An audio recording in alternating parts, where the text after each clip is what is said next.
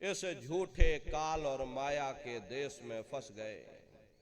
यह देश तुम्हारा देश नहीं, तुम्हारा देश सचखंड है।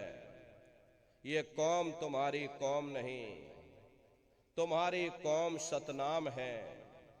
और ये जीवात्मा उस सतनाम रूपी समुद्र की बूंद है।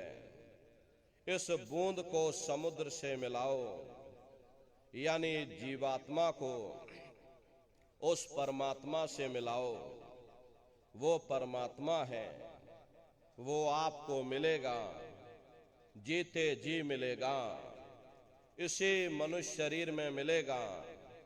इसी मनुष्य शरीर के अंदर जा करके परमात्मा से मिलने का वह एकमात्र दरवाजा है। उस दरवाजे का भेद केवल संतों महात्माओं को ही प्राप्त है। ये दुनिया के लोग, दुनिया की आवाम जनमानस दुनिया के ज्ञान को पढ़ करके अहंकार में डूबे रहते हैं कि हमसे बड़ा कोई ज्ञानी यहाँ नहीं है। लेकिन उनको ये नहीं मालूम कि जहाँ ये दुनिया का ज्ञान समाप्त होता है, उसी के सिर की चोटी से ये आध्यात्मवाद, आत्मा और परमात्मा का ये गूढ़ ज्ञान, रहस्य विज्ञान प्रारंभ होता। उस विज्ञान को पाने के लिए सबसे पहले यह जरूरी है कि पहले आप लोग मानवतावादी बनो। मानव धर्म और मानव कर्म को अपनाओ। अरे मानव धर्म क्या है? इंसान इंसान के काम आवे, एक दूसरे की निस्वार्थ भाव से सेवा करे, सत्य, दया, अहिंसा, परोपकार आदि गुणों को अपने जीवन में उतार करके और किसी संत महात्मा की खोज करके उनके बताए हुए रास्तों पर चल करके उस मालिक की भक्ति करके अपनी जीवात्मा का कल्याण करा ले। यही इंसान का सबसे बड़ा मानव धर्म है।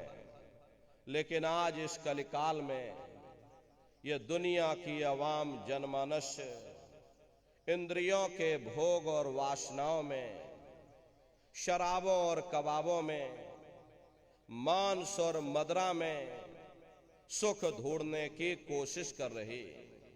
ये चरित्र पतन जैसे कार्यों को अपना करके ये आवाम जनमानस कैसे सुखी हो सकती? पहले अपने चरित्र जैसे धन को इकट्ठा करो, क्योंकि चरित्र ही सब कुछ है। चरित्र ही मानव धर्म की पूंजी है। ये दुनिया भर के रगड़े झगड़े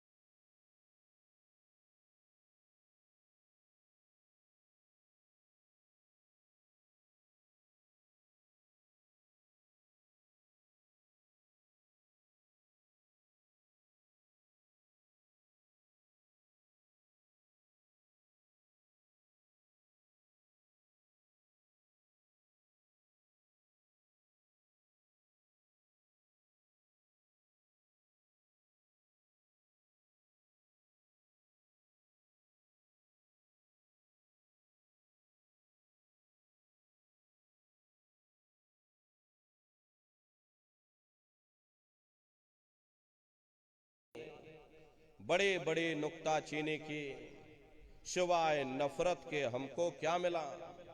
नफरत की ऐसी ज्वाला जली जिसमें घर जल गया, परिवार जल गया, समाज जल गई, जातियां जल गईं, अब सारा देश जल उठा। इसीलिए सारी मानवता बहुत थक गई। हर कोई ऐसी छांव चाहता है जहां उसे ठंडक मिले, शांति और सुकून मिले, और ये सब वहीं मिल सकते हैं जहां शांति के संदेश होते हैं, सुकून के संदेश होते हैं, मानव धर्म और मानव कर्म के संदेश होते हैं। और ये संदेश केवल संत महात्मा फकीर देते हैं, जो समदर्शी होते हैं, जो समस्त जीवों के अंदर उस प्रभु के अंश को देखते हैं। ऐसे समदर्शी उन महात्माओं की खोज करो। ये मत देखना कि महात्मा जी किस जाति के हैं या महात्मा जी किस बिरादरी के हैं। अरे जातियां कर्म के अनुसार बनाई गई, जन्म के अनुसार नहीं। मनुष्य की एक ही जाति है, वो है मानव जाति। और इसी मानव जामे में बैठ करके हमें उस मालिक की भक्ति करनी है। प्रेमी भाई बहनों, अरे सुपच जाति के भंगी थे, रैदास जी महाराज जाति के हरिजन थे, और मीराबाई जाति की छत्राणी थी। अगर वे सब उस मालिक को प्राप्त कर सकते हैं तो आप भी उस मालिक को प्राप्त कर सकते हो। लेकिन बगैर महात्माओं के, बगैर गुरु के कोई भी जीव इस संसार समुद्र से ना कोई पार हुआ और ना ही कोई हो सकता। ये समुद्र ऐसा है जिसके ना इस किनारे का पता, न उस किनारे का पता। कोई नहीं जान सकता है ये दुनिया कब बनी, कितनी बार प्रलय और महाप्रलय हो गई। लेकिन इतना जरूर मालूम है, जिस दिन से दुनिया बनी है हम लोग यहीं पर भटका खा रहे। अगर इधर से हवा चली तो नैया हमारी उधर चली गई, और कहीं उधर से हवा चल गई, हमारी नैया डगमगाते हुए इधर चली गई। न जाने कितने युग और कल्प बीत गए, कितना समय बीत गया, लेकिन हमारी ये जीवन की नैया आज तक इस भवसागर से किनारे नहीं लगी। इसलिए न नारियों, सौभाग्य से वक्त का इतना बड़ा वरदान आपको मिला, ये मानव तन आपको मिल गया। न जाने किस महात्मा की दया हो गई, न जाने कौन से जन्म जन्मांतरों के शुभ पुण्य कर्म उदय हो गए, जो आपको ये मनुष्य शरीर मिल गया।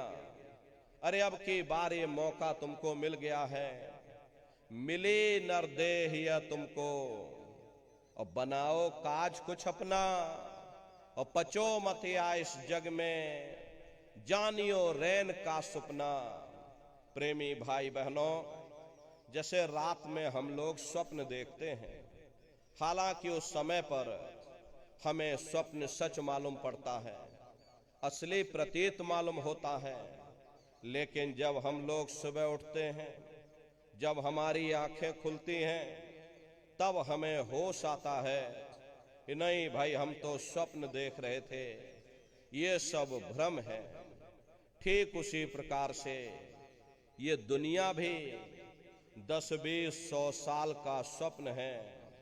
अब आप कहोगे हम जाग रहे, परंतु प्रेमी भाई बहनों, ऐसा हरगिज नहीं है। जिस दिन मौत का वक्त आएगा, अरे हम लोग रोएंगे, हाय हाय करके चिल्लाएंगे कि हाय, हमने सारी जिंदगी यूं ही स्वप्न में गुजार दी, जागने का समय तो अभी आया था, जो कुछ करना था अभी करना था। लेकिन प्रेमी भाई बहनों, अब पछताए होत क्या, जब चिड़िया चुग गई खेत।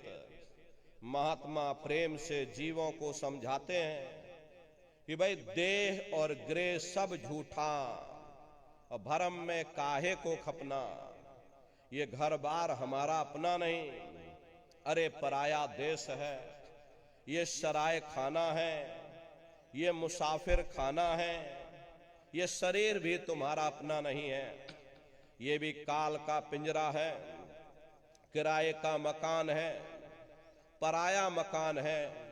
किसी को 40-50 साल के लिए मिला तो किसी को 80-90-100 साल के लिए मिल गया। जितने जितने श्वास उस मालिक ने बख्शे हैं, उसे भुगतने के बाद में हमें शरीर को यहीं छोड़ जाना।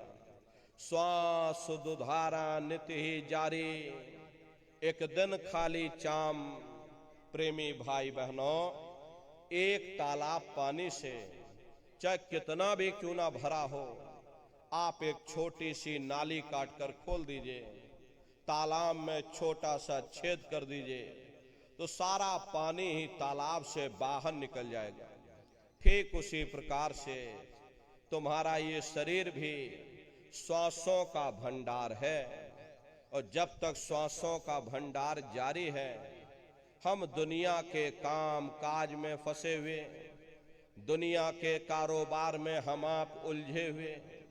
लेकिन जिस वक्त ये श्वासों का भंडार खाली होगा, अरे टेलीफोन खड़क जाएंगे, तार पहुंच जाएंगे, संदेश पहुंच जाएंगे, सब रिश्ते नातेदार, सब कुटुंब परिवार वाले, सब अड़ोस पड़ोस वाले मिनटों सेकंडों में इकट्ठा हो जाएंगे।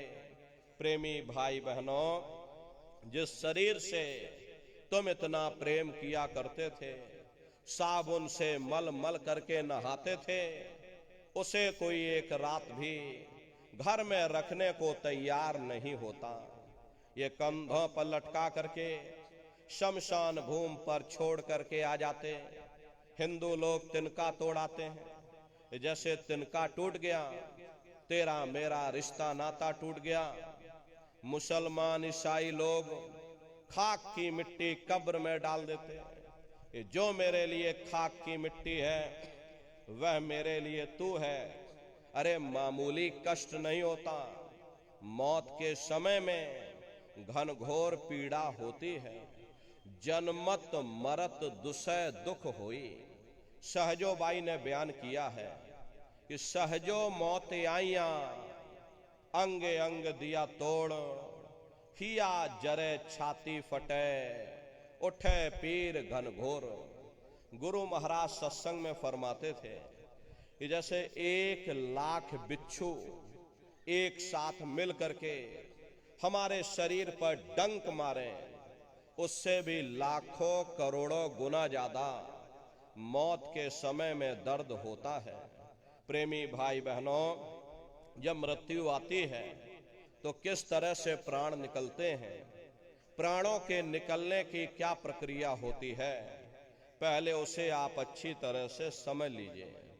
सिमटत भास श्वास उठ जावे, प्राणपति जम सिमट समावे।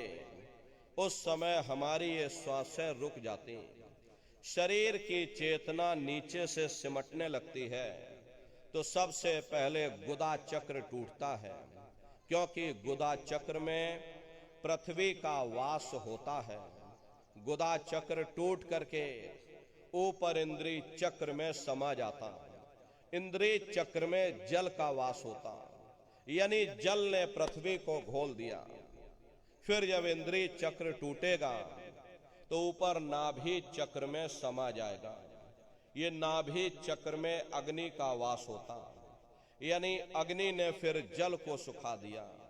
ये नीचे से सिमटाव होता है, नीचे से ऊपर की ओर सिमटाव होता, पैरों के तलवे से लेकर के ये सिर की चोटी तक सिमटाव होता है।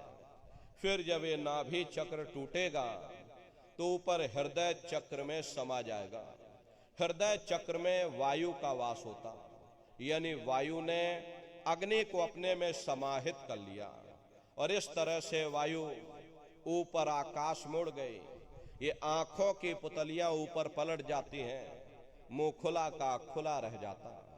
अरे महात्मा समझाते हैं कि भाई जब यह कर्म कलाई उपजावे और बुद्ध सुरत की आन दबावे, जब यह जीवात्मा पांचों तत्वों को लांग करके जल पृथ्वी अग्नि वायु आकाश पांचों तत्वों को लांग करके ऊपर आती है, तो काल दाढ़ में आन दवानी और जब ढर के नैनन से पानी, जब काल अपनी दाढ़ में दबाता है उस समय नेत्रों से पानी निकलता, इंद्रियां टूट टूट करके चकनाचूर हो जाती, सब नात रिश्तेदार खड़े रह जाएंगे, लगे टकटकी दिखे न भाई, वाही समय को करे सहाय।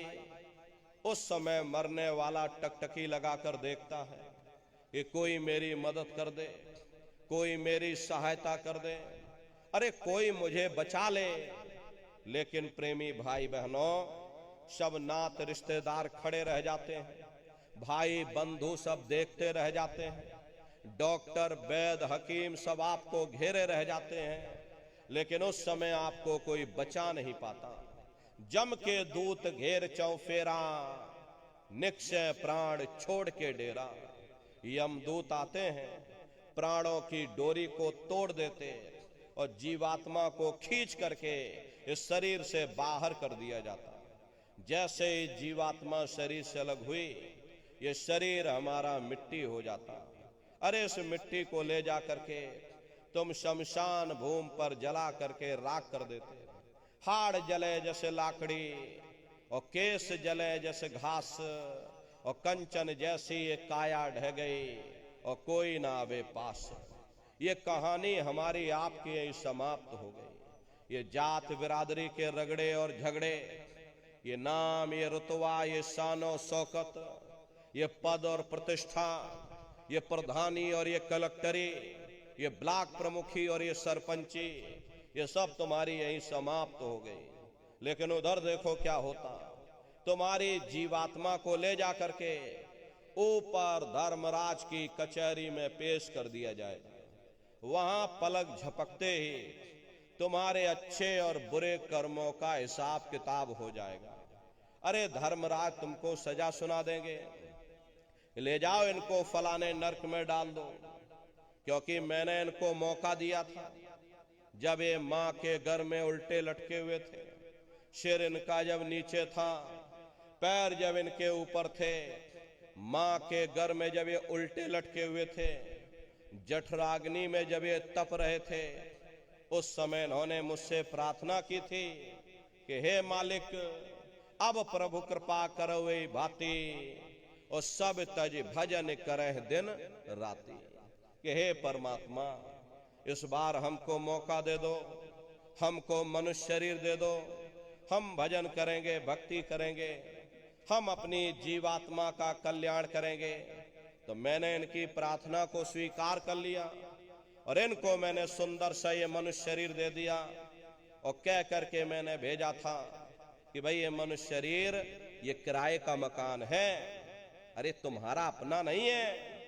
अगर ये तुम्हारा अपना होता तो हमेशा तुम्हारे पास रहता।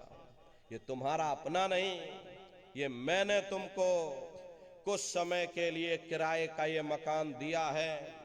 हाँ, तुम अपनी जीवात्मा को मेरे किराए के मकान में बैठा करके और मालिक की भक्ति करके समय रहते अपनी जीवात्मा को जगा लेना, अपनी जीवात्मा का कल्याण करा लेना।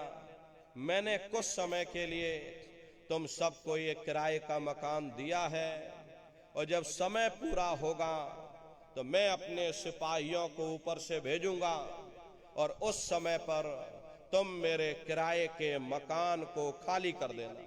लेकिन इतना ध्यान रखना कि जैसा साफ सुथरा मैंने तुमको ये किराए का मकान दिया है, वैसा ही साफ सुथरा तुम मुझको वापस लौटाना।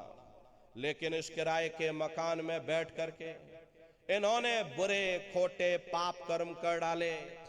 मेरे किराए के मकान को इन्होंने अपने कर्मों से गंदा कर दिया, इसलिए कर्मों की सजा इनको मिलेगी। ले जाओ इनको फलाने नरक में डाल दो। अरे महात्मा कभी झूठ नहीं बोलते। महात्माओं ने जब साधना किया और साधना करके जब ऊपर गए और ऊपर जा करके जब उन्होंने नरकों का हाल देखा कि कैसे जीव रो रहा है, नरकों में कैसे जीव चिल्ला रहा, तब उन्होंने धर्म ग्रंथों में लिख दिया, लोह के खम्भ तपत के माही, और जहां जीव को ले चिपटाई वहां बड़े बड़े लोहे के खंबे अग्नि से धधक धधक कर लाल हो रहे। अरे वाह ही समय की कहां सुनाई, लोहा अगन धमन धोकाई, जो धमन से धोक लोहारा, और लोहा जो अग्नि में डारा। जिस तरह से लोहार लोहे को अग्नि की भट्टी में तपा तपा करके लाल कर देता, ऐसे ही प्रेमी भाई बहनों उन नरकों में भी बड़े बड़े लोहे के खंबे अग्नि की भट्टी में तप करके लाल हो रहे। ऐसे खोटे जीवों को उन्हीं तपते हुए खंभों के ऊपर लिटा दिया जाता है। जीव हाय हाय करके चिल्लाता है, तड़फ तड़फ जीव जुलम बुखारी, और तपत खम्भ दुखी उपजे भारी। असहनी वेदना होती है, असहनी दुख और दर्द होता है, जीव वहां रोता और चिल्लाता रहता। लाखों लाख जोजन मील तक तुम्हारे रोने चीखने चिल्लाने की आवाज उन नरकों से होकर के गुजरती है, लेकिन प्रेमी भाई बहनों वहां कोई तुम्हारी पुकार सुनने वाला नहीं, कोई तुम्हारी दर्द भरी आवाज को सुनने वाला नहीं। ये दुर्दशा क्यों हो गई? क्योंकि हम लोग मनमुखी हो गए, मन के कहे पर चलने लग गए। मन के कहे पर चल करके बुरे खोटे पाप कर्म करने लग गए। कर्मों का ये जखीरा अंबार के अंबार हमने अपने सिर पर लाद लिए, आज उन्हीं कर्मों का हम आप भोग पा रहे। अरे महात्मा कहते हैं कि नर के अनेक और हैं, कहाँ लग कहूं बखान, दुख भुगते यह जीव जो जाने जो भोग समान। कहते भाई एक नरक नहीं, ऐसे वहां पर अनेकों अनेक नरक बने हुए, अलग अलग खोटे पाप कर्मों के वहां पर अलग अलग नरक बने हुए। गरुड़ पुराण में 36 प्रकार के नरकों का वर्णन किया गया। कुंभी नरक निदान है, पड़े जीव जग जाए, सिर समेत डूबा रहे, और सदा नरक के माही। कुंभी कहते हैं घड़े के आकार का बड़ा विशाल नरक वहां बना, दुनिया भर का मवाद उसमें भरा, बड़ी भारी बदबू उसमें से आती, जीवों को ले जाकर उसी में डाल दिया जाता है। कुंभी नरक कल्प लो वासा, मुख में नरक नाक में श्वासा। कल्प लो वासा यानी 1000 चौकड़ी युग का एक कल्प होता है, और कल्प लो वासा यानी युगों युगों तक ये जीव नरकों की सजा को भोगता रहता। और नरकों की सजा भोगने के बाद में इन्हीं जीवों को सीधे आपको मनुष्य शरीर दोबारा नहीं मिलेगा, बल्कि ले जा करके 4 खान 84 लाख योनियों में डाल दिया जाएगा। जैसे बच्चा होता है, अब बच्चा पहले कक्षा 1 पास करेगा और फिर कक्षा 2 में जाएगा, ऐसे ही प्रेमी भाई बहनों वहां पर भी पूरा चैनल बना हुआ। इसे आप अच्छी तरह समझ लीजिए, ये आध्यात्मिक पढ़ाई है। जैसे बच्चे जाते हैं स्कूल कॉलेज में पढ़ाई करने के लिए, वो भौतिक पढ़ाई होती है, इसी तरह प्रेमी भाई बहनों ये आध्यात्मिक पाठशाला है। अगर ध्यान से आप लोग सुनोगे तो एक एक चीज सिलसिलेवार तरीके से आप सभी को समझ में आ जाएगी। तो नरकों की सजा पूरी होने के बाद में इन्हीं जीवों को 4 खान 84 लाख योनियों में डाल दिया जाता है। ये 4 खान 84 लाख योनियां ये कोई मामूली योनियां नहीं होती। 4 खान का मतलब होता है अंडज पिंडज उपमज स्थावर, ये 4 खाने होती हैं। पहली श्रेणी तो इन पेड़ पौधों की आती है जिनके अंदर पानी का तत्व मौजूद होता है, कभी ये भी मनुष्य हुआ करते थे, लेकिन आज अपने कर्मों का ये भोग पा रहे हैं। एक जगह पर पेड़ बन के खड़े हुए। दूसरी श्रेणी कीड़े मकोड़ों की आती है, जिनके अंदर पृथ्वी और अग्नि का तत्व मौजूद होता है। तीसरी श्रेणी पंछियों की आती है। चौथी चौपाए जानवरों की आती है। और पांचवी स्वयं इंसानों की आती है, जिसके अंदर पांचों तत्व जल पृथ्वी अग्नि वायु आकाश पांचों तत्व मौजूद होते हैं। प्रेमी भाई बहनों, ये 4 खाने हैं, इनकी अलग अलग कुल 84 लाख योनियां इनमें बटी होती हैं। अब आप पेड़ पौधों को ही देखिए तो आम का पेड़ ये अलग है, नीम का पेड़ अलग है, पीपल का पेड़ अलग है। ऐसे ही अलग अलग प्रजातियों के कीड़े मकोड़े हैं, अलग अलग प्रजातियों के पशु और पंछी हैं। कुल मिलाकर के 84 लाख योनियां हैं। हम दुनिया के जीव नरकों की सजा भोगने के बाद में इन्हीं 84 लाख योनियों में डाल दिए जाते हैं। अरे मामूली कष्ट नहीं होता। हमको आपको देखो गर्मी लग गई तो हम लोग छाया में आ गए, सर्दी लग गई तो कंबल रजाई ओढ़ लिया, भूख लग गई तो भोजन कर लिया, बीमार हो गए तो अस्पतालों में चले गए, अपना अपना इलाज करवा लिया। लेकिन देखो इन जानवरों को, क्या गर्मी, क्या सर्दी और क्या बरसात, एक एक रोटी के टुकड़े के लिए बेचारे दर बदर रोड पर भटकते रहते हैं। अरे किसी का हाथ कट गया, किसी का पैर कट गया, किसी को आपने जीते जी काट डाला, मुर्गी की पकड़ करके गर्दनी घुमा डाली। अरे उनको भी दर्द होता है, उनको भी तकलीफ होती है, लेकिन वे बेचारे बेजुबान हैं, कुछ बोल नहीं पाते हैं, कुछ बता नहीं पाते हैं। हम लोगों के अंदर ये जुबान है, हम लोग बोल बता देते हैं, वे सिर्फ रोते और चिल्लाते रहते हैं। अरे कौन उनकी पुकार सुनने वाला, कौन उनकी दर्द भरी आवाज को सुनने वाला, कौन सी अदालत में जाकर के वे बेचारे दरवाजा खटखटाएं, या कौन मजिस्ट्रेट उनकी फरियाद को सुनेगा। प्रेमी भाई बहनों, कोई सुनने वाला नहीं है। अरे कई जन्म भय कीट पतंगा, कई जन्म भय मीन कुरंगा, कई जन्म पंखी सरफोइयो, और कई जन्म हैवर वृक्ष जोयो। मिल जगदीश मिलन की वरिया, और चिरंकार यह देश सजरिया। करोड़ों करोड़ युगों से हम आप नरकों की सजा भोगने के बाद में फिर कभी कीड़े पतंगों की योनि में डाल दिए जाते हैं, कभी पेड़ पौधों की योनि में डाल दिए जाते हैं, तो कभी हम लोगों को अपने अपने कर्मानुसार पशु और पंछियों की योनि में डाल दिया जाता है। कृष्ण भगवान ने उद्धव से कहा कि हे उद्धव, ये जो तुम चींटा देख रहे हो, ये कई बार इंद्र बन चुका है। प्रेमी भाई बहनों, जब स्वर्गों का राजा इंद्र वे अपने कर्मों के कारण चींटा बन सकता है, तो हम दुनिया के जीवों का क्या हाल होगा, हम लोग कभी उस पर विचार नहीं कर पाते। धृतराष्ट्र ने कृष्ण भगवान से पूछा कि हे केशव, मैं अंधा क्यों हूं? मुझे 100 जन्मों की खबर है, मैंने इन 100 जन्मों में कोई ऐसा कर्म नहीं किया जिससे कि मैं अंधा होता। कृष्ण भगवान ने सिर पर हाथ रख करके कहा, जरा और पीछे जा करके देखो। देखा तो 106 जन्म का कर्म निकला। प्रेमी भाई बहनों, ये कर्मों का बड़ा पेचीदा संसार है। यहां तुम जैसे कर्म करोगे वैसा फल तुमको मिलेगा। बुरे कर्म करोगे बुरा फल मिलेगा, अच्छे कर्म करोगे अच्छा फल मिलेगा।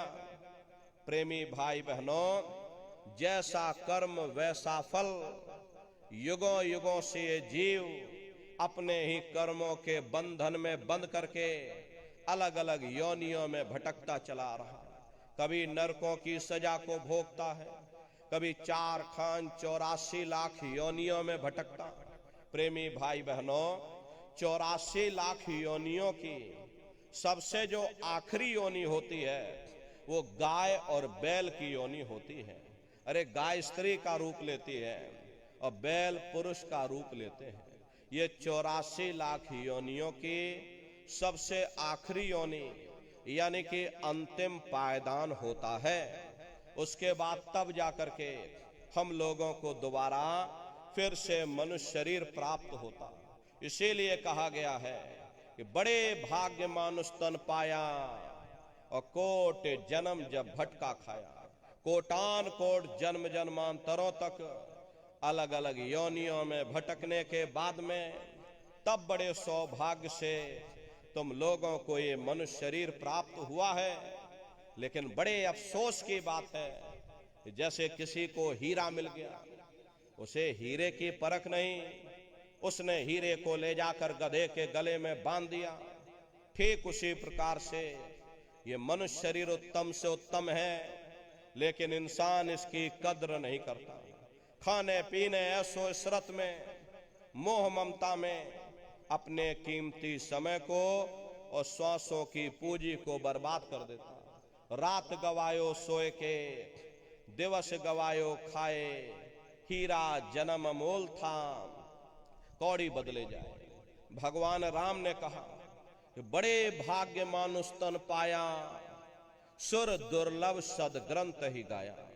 सुर कहते हैं देवताओं को। बड़े से बड़े देवी और देवता भी इस मनुष्य शरीर को पाने के लिए तरसते हैं, क्योंकि इसी मनुष्य रूपी मंदिर में बैठ करके हम आप उस परमात्मा की भक्ति कर सकते हैं। इसीलिए संतों महात्माओं ने इस पंच भौतिक शरीर को साधन का धाम कहा। इस साधन धाम मोक्ष कर द्वारा। यही प्रेमी भाई बहनों, महात्माओं ने इस पंच भौतिक शरीर को साधना का धाम, सच्चा हरि मंदिर कहकर याद किया। ये हरि मंदिर यह शरीर है, ज्ञान रतन प्रकट होए, ये असली हरि मंदिर है। जब भी वो परमात्मा मिलेगा, इसी हरि मंदिर के अंदर मिलेगा। इसी पंच भौतिक शरीर को ईसा मसीह साहब ने टेम्पल ऑफ लिविंग गॉड यानी जिंदा ईश्वर का मंदिर कहा। इसी पंच भौतिक शरीर को गुरु नानक साहब ने नर नारायणी देह कहकर याद किया। ये वो देह है जिसमें नारायण स्वयं विराजमान है। अरे वो नारायण जब भी मिलेंगे तुम्हें तुम्हारे अंदर मिलेंगे। यही कबीर साहब ने कहा, जो तिल माही तेल है, जो चकमक में आग, तेरा साईं तुझ में, और जाग सके तो जाग। जैसे तिल में तेल होता है, पत्थर में अग्नि होती है, ठीक उसी तरह से वो मालिक हर एक के घट घट में, हर एक के वजूद के अंदर बैठा हुआ। प्रेमी भाई बहनों, आप सभी लोग बुद्धिमान हो, पढ़े लिखे लोग हो, अपनी अपनी बुद्धि से आप स्वयं जरा विचार करके देखिएगा। जब उस परमात्मा ने हर इंसान को एक जैसा बनाया, आंख, कान, नाक, मुंह, हाथ, पांव एक जैसे दिए, तो हम आप ये कैसे सोच सकते हैं कि उसने हिंदुओं के लिए अपने मिलने का कोई और रास्ता बनाया होगा, या मुसलमान, सिख या ईसाइयों के लिए अपने मिलने का कोई और रास्ता। कस्तूरी कुंडल बसे, मृग धूड़े बन माही, ऐसे घट घट राम हैं, दुनिया देखे नाही। जैसे हिरन कस्तूरी की खुशबू को बाहर जंगलों में ढूंढता फिरता, हालांकि वो खुशबू उसके नाभि से हो करके आती है, वही हाल हम जीवों का है। हम दुनिया के जीव भी उस परमात्मा की खोज बाहर इस जड़ संसार में कर रहे हैं, लेकिन महात्मा समझाते हैं कि भाई मोको कहां ढूंढे रे बंदे, अरे मैं तो तेरे पास में, ना तीरथ में ना मूरत में, मैं तो हूं विश्वास में। ना मैं तीरथ में मिलूंगा, ना मैं मूरत में मिलूंगा, ना मैं अन्य किसी कर्म कांड में मिलूंगा, ना मैं ग्रंथों में मिलूंगा, ना मैं पोथियों में मिलूंगा, ना ही मैं इन किताबों में मिलूंगा। चाहे सारी उम्र बैठ करके तुम ढोलक मजीरा बजा बजा करके उन चौपाइयों को तुम रटते रहो, अरे मैं जब भी मिलूंगा तुम्हें तुम्हारे अंदर मिलूंगा। प्रेमी भाई बहनों, बड़ी सीधी सी बात है, ये अगर खाना बनाने की किताब सारी उम्र बैठ करके तुम पढ़ते ही रहोगे कि भाई खाना ऐसे बनता है और खाना वैसे बनता है और खाने में नमक डाला जाता है और खाने में तेल डाला जाता है, फिर खाने में हल्दी डाली जाती है, फिर उसमें जीरा डाल दिया जाता है, तो कभी तुम्हारा पेट नहीं भर सकता। जब तक आप खाना बनाओगे नहीं, उसे स्वयं खाओगे नहीं, कभी तुम्हारा पेट नहीं भर सकता। हम वेदों की निंदा नहीं करते, हम ग्रंथों की निंदा नहीं करते, हम गीता कुरान और बाइबल की निंदा नहीं करते। वेद शास्त्र गीता कुरान बाइबल जितने भी हमारे धर्म ग्रंथ हैं, चिल्ला चिल्ला करके सब यही कह रहे हैं कि भाई मनुष्य के अंदर अंड खंड ब्रह्मांड है, स्वयं वो परमात्मा तुम्हारे अंदर बैठा है। चलो अंदर चलो, अंदर चल करके उस परमात्मा का दर्शन दीदार करो। अब सवाल ये उठता है कि भाई आखिर हम अपने अंदर जा करके उस परमात्मा का दर्शन कैसे करेंगे? तो इसके लिए संतों महात्माओं ने केवल 3 साधन बताए। साधन 3 सार्योन वर्णे और साधन सब थोथे मान। इस कलयुग में उस मालिक को पाने के लिए महात्माओं ने केवल 3 पूजाएं बताई। पहला है सुमरन, दूसरा है ध्यान और तीसरा है भजन। सुमरन कहते हैं अपने गुरु को याद करना, ध्यान कहते हैं अपनी दिव्य दृष्टि को खोलना, और भजन कहते हैं कान में उंगली डाल करके उस शब्द को सुनना, उस नाम को सुनना, उस देववाणी आकाशवाणी को सुनना जो 24 घंटे तुम्हारे सबके अंदर गूंज रही है। प्रेमी भाई बहनों, ये सुरत शब्द नाम योग की साधना है। जितने भी महात्मा धरती पर आए उस मालिक को पाया, सुरत शब्द नाम योग की साधना करके ही पाया। देखिए सबसे पहले कबीर साहब आए, कबीर साहब ने सुरत शब्द नाम योग की साधना जारी की। उसके बाद गुरु नानक साहब आए, गुरु नानक साहब ने भी सुरत शब्द नाम योग की साधना जारी की। उसके बाद और भी बहुत से महात्मा आए, कबीर नानक दादू दरिया, भीखा साहब, रविदास जी महाराज, पलटू साहब जी महाराज। अरे आप चित्रकूट में चले जाइए, देखिए गोस्वामी जी महाराज जिन्होंने रामचरित्र मानस बनाई है, जिसका पाठ आप सभी लोग अपने अपने घरों में मंदिरों में बैठ करके करते हो, उन्होंने भी उस मालिक को पाया तो सुरत शब्द नाम योग की साधना करके ही पाया। राजस्थान की धरती पर देखो मीराबाई हुई, सहजोबाई हुई, उन्होंने भी उस मालिक को पाया तो सुरत शब्द नाम योग की साधना करके ही पाया। प्रेमी भाई बहनों, ये सुरत शब्द नाम योग की साधना है। इस साधना की 3 क्रियाएं हैं। पहला है सुमरन, दूसरा है ध्यान और तीसरा है भजन। तो कैसे आप लोग सुमरन करोगे, कैसे आप लोग ध्यान करोगे और कैसे आप लोग भजन करोगे? बहुत से नए प्रेमी भाई बहन यहाँ बैठे हुए हो, तो सुमरन ध्यान और भजन आपको कैसे कैसे करना है बैठ करके आप सभी लोग अच्छी तरह समझिएगा और फिर घर पर जा करके करिएगा। तो सबसे पहले सुमरन कैसे किया जाएगा? सुमरन करने के लिए एक माला आप लोग ले लेना। ये देखो प्रेमी भाई बहनों, 108 दाने की ये माला है। अपने अपने घरों में बैठ करके बाहर से अपनी आंखों को बंद कर लेना, दोनों आंखों के बीचों बीच में अपने ध्यान को रोक करके और दाने दाने पर जय गुरुदेव नाम का उच्चारण करिएगा। हर दाने पर जय गुरुदेव नाम, हर दाने पर जय गुरुदेव नाम, जय गुरुदेव जय गुरुदेव जय गुरुदेव जय गुरुदेव, कुल 108 बार करिएगा। दोबारा इसी जगह फिर घूम करके वापस यहीं आ जाओगे। जब आप जय गुरुदेव नाम का उच्चारण करोगे तो दोनों आंखों के बीचों बीच में अपने ध्यान को रोक करके और दाने दाने पर जय गुरुदेव नाम का जाप करिएगा।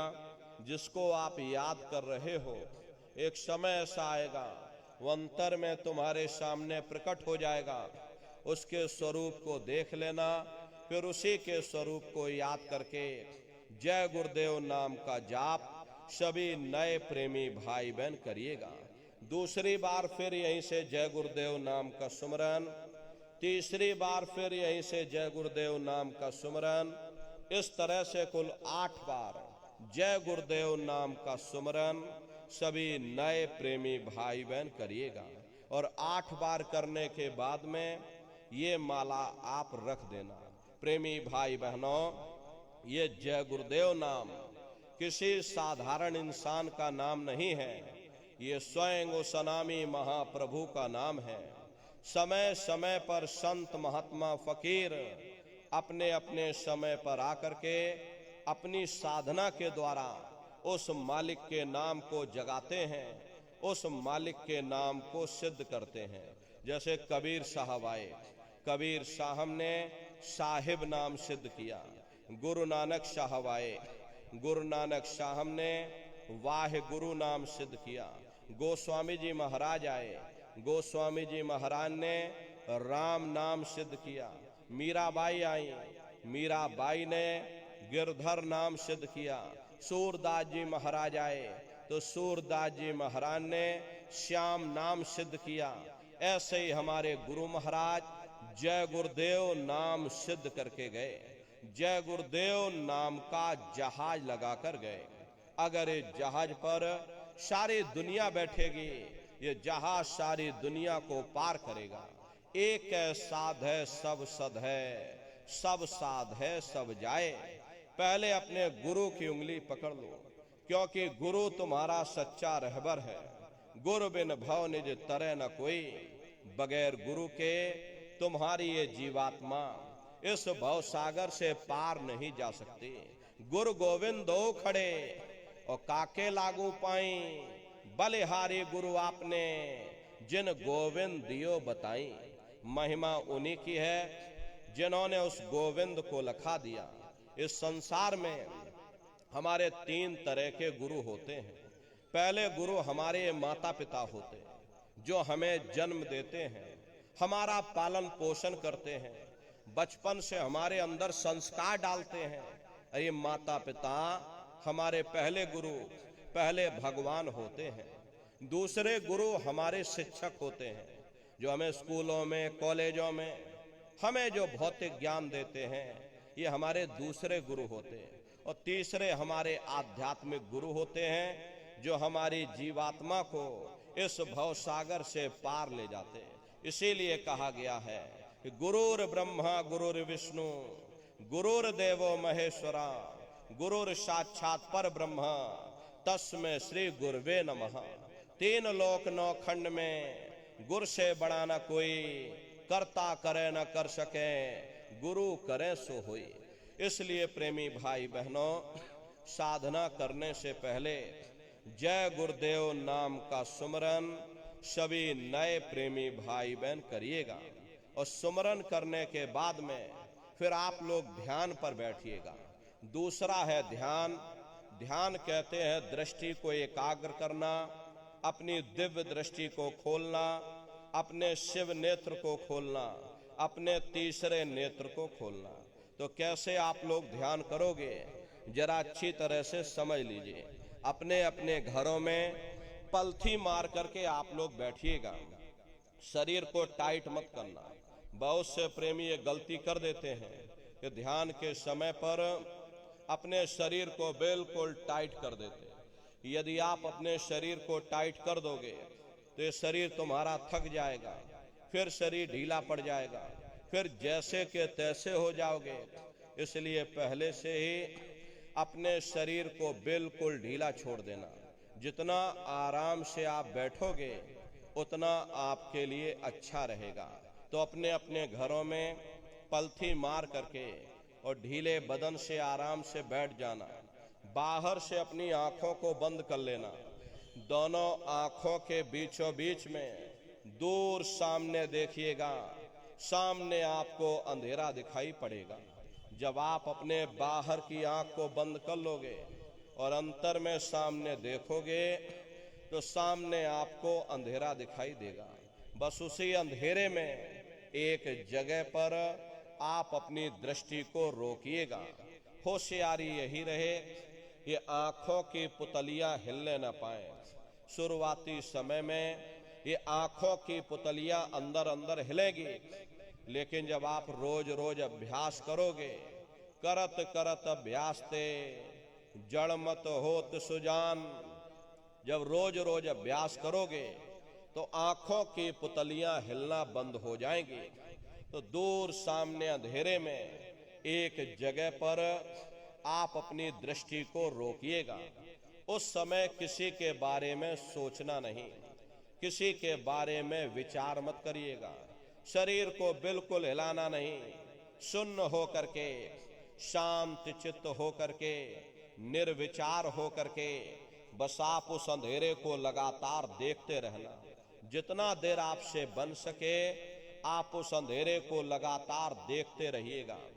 देखते देखते देखते देखते एक समय ऐसा आएगा कि आपकी दृष्टि उस अंधेरे में रुक जाएगी, और जैसे ही आपकी दृष्टि अंधेरे में रुकेगी तो सुई की नोक के बराबर काले में भी काला बिंदु, बड़ा चमकीला बिंदु होगा, तारे की तरह चम चम चम चम चमकेगा। वो चमकता हुआ तारे जैसा बिंदु आपको सामने दिखाई पड़ेगा, और जब वो बिंदु सामने दिखाई पड़ जाए तब आप अपनी दृष्टि को उस बिंदु पर एकाग्र कर देना।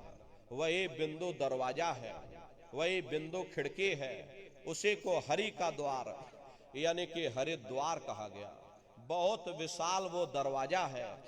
ये संसार कुछ नहीं है, ऐसे तुम लाखों संसार इकट्ठे करके एक साथ दरवाजे के अंदर डाल दो, पता तक नहीं चलेगा। इतना विशाल वो हरि का द्वार तुम्हारे सब के अंदर बना हुआ है। एक छोटे से बीज को लेकर के हम आपसे कहें कि इस बीज के अंदर बहुत बड़ा पेड़ है, तो आप जल्दी भरोसा नहीं करोगे। लेकिन उस छोटे से बीज को जब आप जमीन में गाड़ दोगे, थोड़ा खाद पानी दोगे, वो बीज अंकुरित हो जाएगा।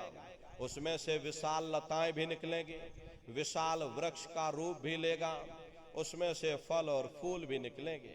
इसी तरह से आप सभी के अंदर सुई की नोक के बराबर तारे की तरह छोटे से छोटा चमकता हुआ बिंदु है। उस बिंदु के अंदर बड़े बड़े ब्रह्मांड बसे हुए हैं। वो तारे जैसा चमकता हुआ बिंदु आपको सामने दिखाई पड़ेगा। लेकिन बिंदु जब दिखाई पड़ेगा जब आपकी ये दृष्टि उस अंधेरे में रुक जाएगी। ये उसी तरह से है जैसे आपकी आंखों के सामने ये सूरज है, लेकिन बीच में बादल आ गए, इसलिए सूर्य आपको दिखाई नहीं दे रहा। ठीक उसी प्रकार से कर्मों के बादल अंधकार बन करके हमारी आंखों के सामने खड़े हो गए।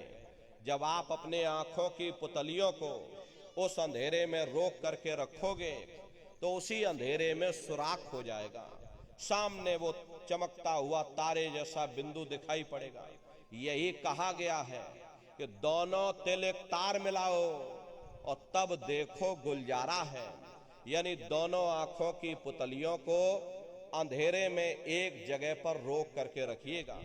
जब अंधेरे में आंखों की पुतलियों को रोकोगे तो आपकी दृष्टि अंधेरे में रुक जाएगी। सामने प्रेमी भाई बहनों उसी अंधेरे में सुराख हो जाएगा। अंतर में सामने देखोगे तो सामने चमकता हुआ तारे जैसा बिंदु आपको दिखाई पड़ेगा। और जब वो बिंदु सामने दिखाई पड़ जाए तब आप अपनी दृष्टि को उस बिंदु पर एकाग्र कर देना। वही बिंदु दरवाजा है। जब आप अपनी दृष्टि को उस बिंदु पर एकाग्र कर दोगे तो वो दरवाजा खुल जाएगा। ये शिव नेत्र खुल जाएगा, ये दिव्य दृष्टि आपकी खुल जाएगी और आप दरवाजे के अंदर दाखिल हो जाओगे। एक बार प्रेमी भाई बहनों ये दिव्य दृष्टि खुल जाए, फिर क्या भूत, क्या भविष्य, क्या वर्तमान, कोई भेद आपसे गुप्त नहीं रहेगा। लाखों वर्ष पहले क्या हुआ था, भविष्य में क्या होने वाला है, अरे आप अपने अपने घरों में बैठ करके और ध्यान लगा करके भूत भविष्य और वर्तमान को देख सकते हो। तो यह है ध्यान करने का तरीका। एक बार फिर से आप लोग समझ लीजिए कैसे आपको ध्यान करना है। अपने अपने घरों में पलथी मार करके बैठ जाना, बाहर से अपनी आंखों को बंद कर लेना, दोनों आंखों के बीचों बीच में दूर सामने देखिएगा, सामने आपको अंधेरा दिखाई पड़ेगा। बस उसी अंधेरे में एक जगह पर आप अपनी दृष्टि को रोकिएगा।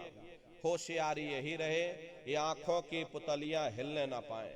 उस समय किसी के बारे में सोचना नहीं, किसी के बारे में विचार मत करना, शरीर को बिल्कुल हिलाना नहीं, शून्य होकर के, शांत चित्त होकर के, निर्विचार होकर के बस आप उस अंधेरे को लगातार रोक करके रखिएगा।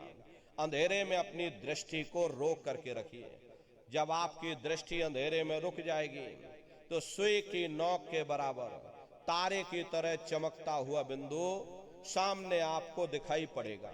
और जब वो बिंदु सामने दिखाई पड़ जाए तब आप अपनी दृष्टि को उस बिंदु पर एकाग्र कर देना। वही बिंदु दरवाजा है।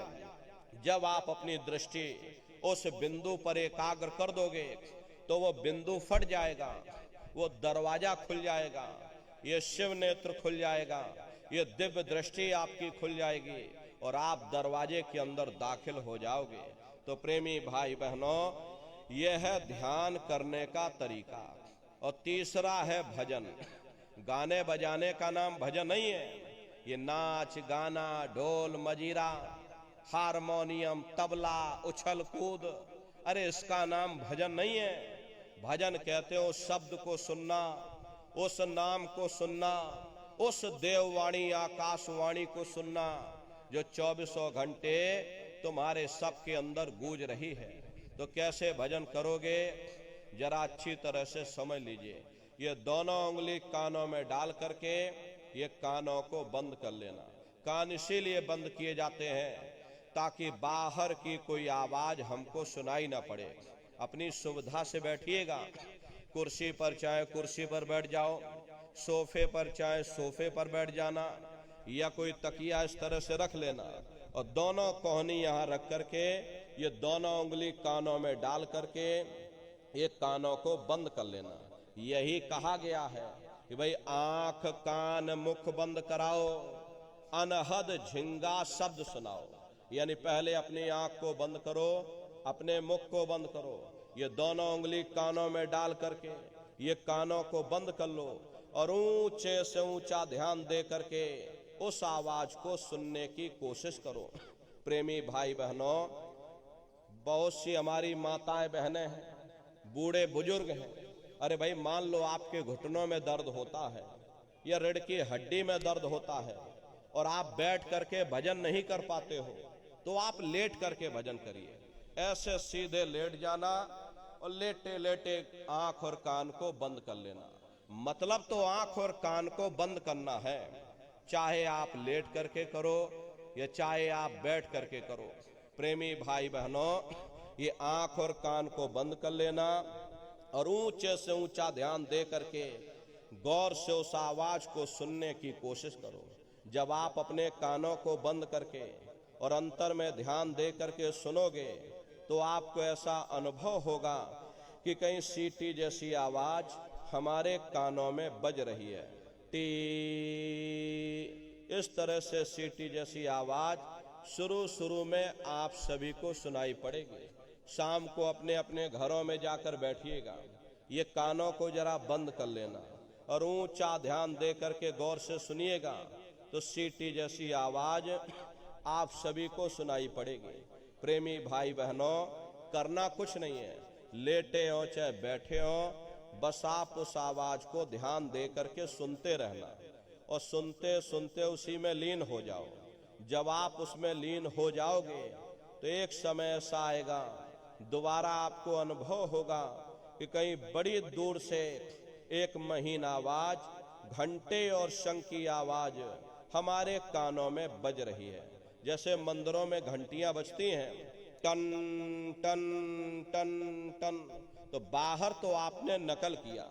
महात्माओं ने कहा था कि ये शरीर तुम्हारा सच्चा हरि मंदिर है और इसी हरि मंदिर के अंदर 24 घंटे वो घंटे और शंख की आवाज गूंज रही है।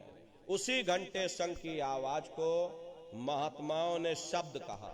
अरे आपकी धर्म पुस्तकों में लिखा है कि पोथी पढ़ पढ़ जग मुआ, पंडित भया न कोई, 2.5 अक्षर प्रेम का और पढ़े सो पंडित हुई। दुनिया वाले कहते हैं कि 2.5 अक्षर का मतलब प्रेम है। अरे प्रेम नहीं है, प्रेम में तो मात्रा लगी हुई। यहाँ पर जिस 2.5 अक्षर का वर्णन उन महात्माओं ने किया था वो है शब्द शा, आदा, बा और दा। उसे शब्द को महात्माओं ने नाम कहा। कल युग जोग न यज्ञ न ज्ञाना, एक आधार नाम गुण गाना। कलयुग में न योग है, न यज्ञ है, न ये ज्ञान है। तो कलयुग में क्या है? कलयुग केवल नाम आधारा, सुमिर सुमिर नर उतर ही पारा। कलयुग में केवल नाम का आधार है। तो उसी घंटे शंख की आवाज को महात्माओं ने शब्द या नाम कह करके याद किया। उसी घंटे शंख की आवाज को ईसा मसीह साहब ने वर्ड या लागस कहकर याद किया। उसी घंटे शंख की आवाज को गुरु नानक साहब ने अनहद वाणी कहकर याद किया। चीन में जो महात्मा हुए उन्होंने इसको ताओ कहकर याद किया। मुसलमान फकीरों ने इसे कलमा कहकर याद किया। हिंदू महात्माओं ने इसे देववाणी, आकाशवाणी कहकर याद किया। उन अलग अलग महात्माओं ने अपनी अपनी भाषा में हम लोगों को समझाने की कोशिश की है कि भाई वो घंटे शंख की आवाज तुम्हारे सबके अंदर गूंज रही है, वो आपको सुनाई पड़ेगी।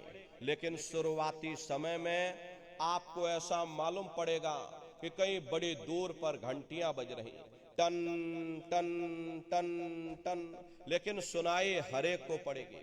प्रेमी भाई बहनों, जब घंटे और शंख की आवाज आपको अपने अंदर सुनाई पड़ने लग जाए तब आप सीटी की आवाज को छोड़ देना और घंटे शंख की आवाज को पकड़ लेना, उसको आप सुनने लग जाना। जब आप उसको सुनने लग जाओगे तो वो आवाज धीरे धीरे बढ़ना शुरू होगी और बढ़ते बढ़ते इस कदर बढ़ेगी ये आपके रोम रोम में घंटे और शंख की आवाज गूंजने लग जाएगी। अरे बड़ी घनघोर आवाज होती है, बड़ी मधुर वो आवाज होती है।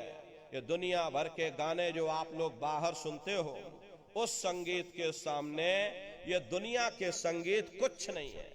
जब आप उस संगीत को सुनोगे, अरे इतना भारी आनंद आपके ऊपर छा जाएगा, इतनी खुशी आपको होगी, ऐसा नशा आपके ऊपर चढ़ जाएगा कि आप सारी दुनिया को भूल जाओगे।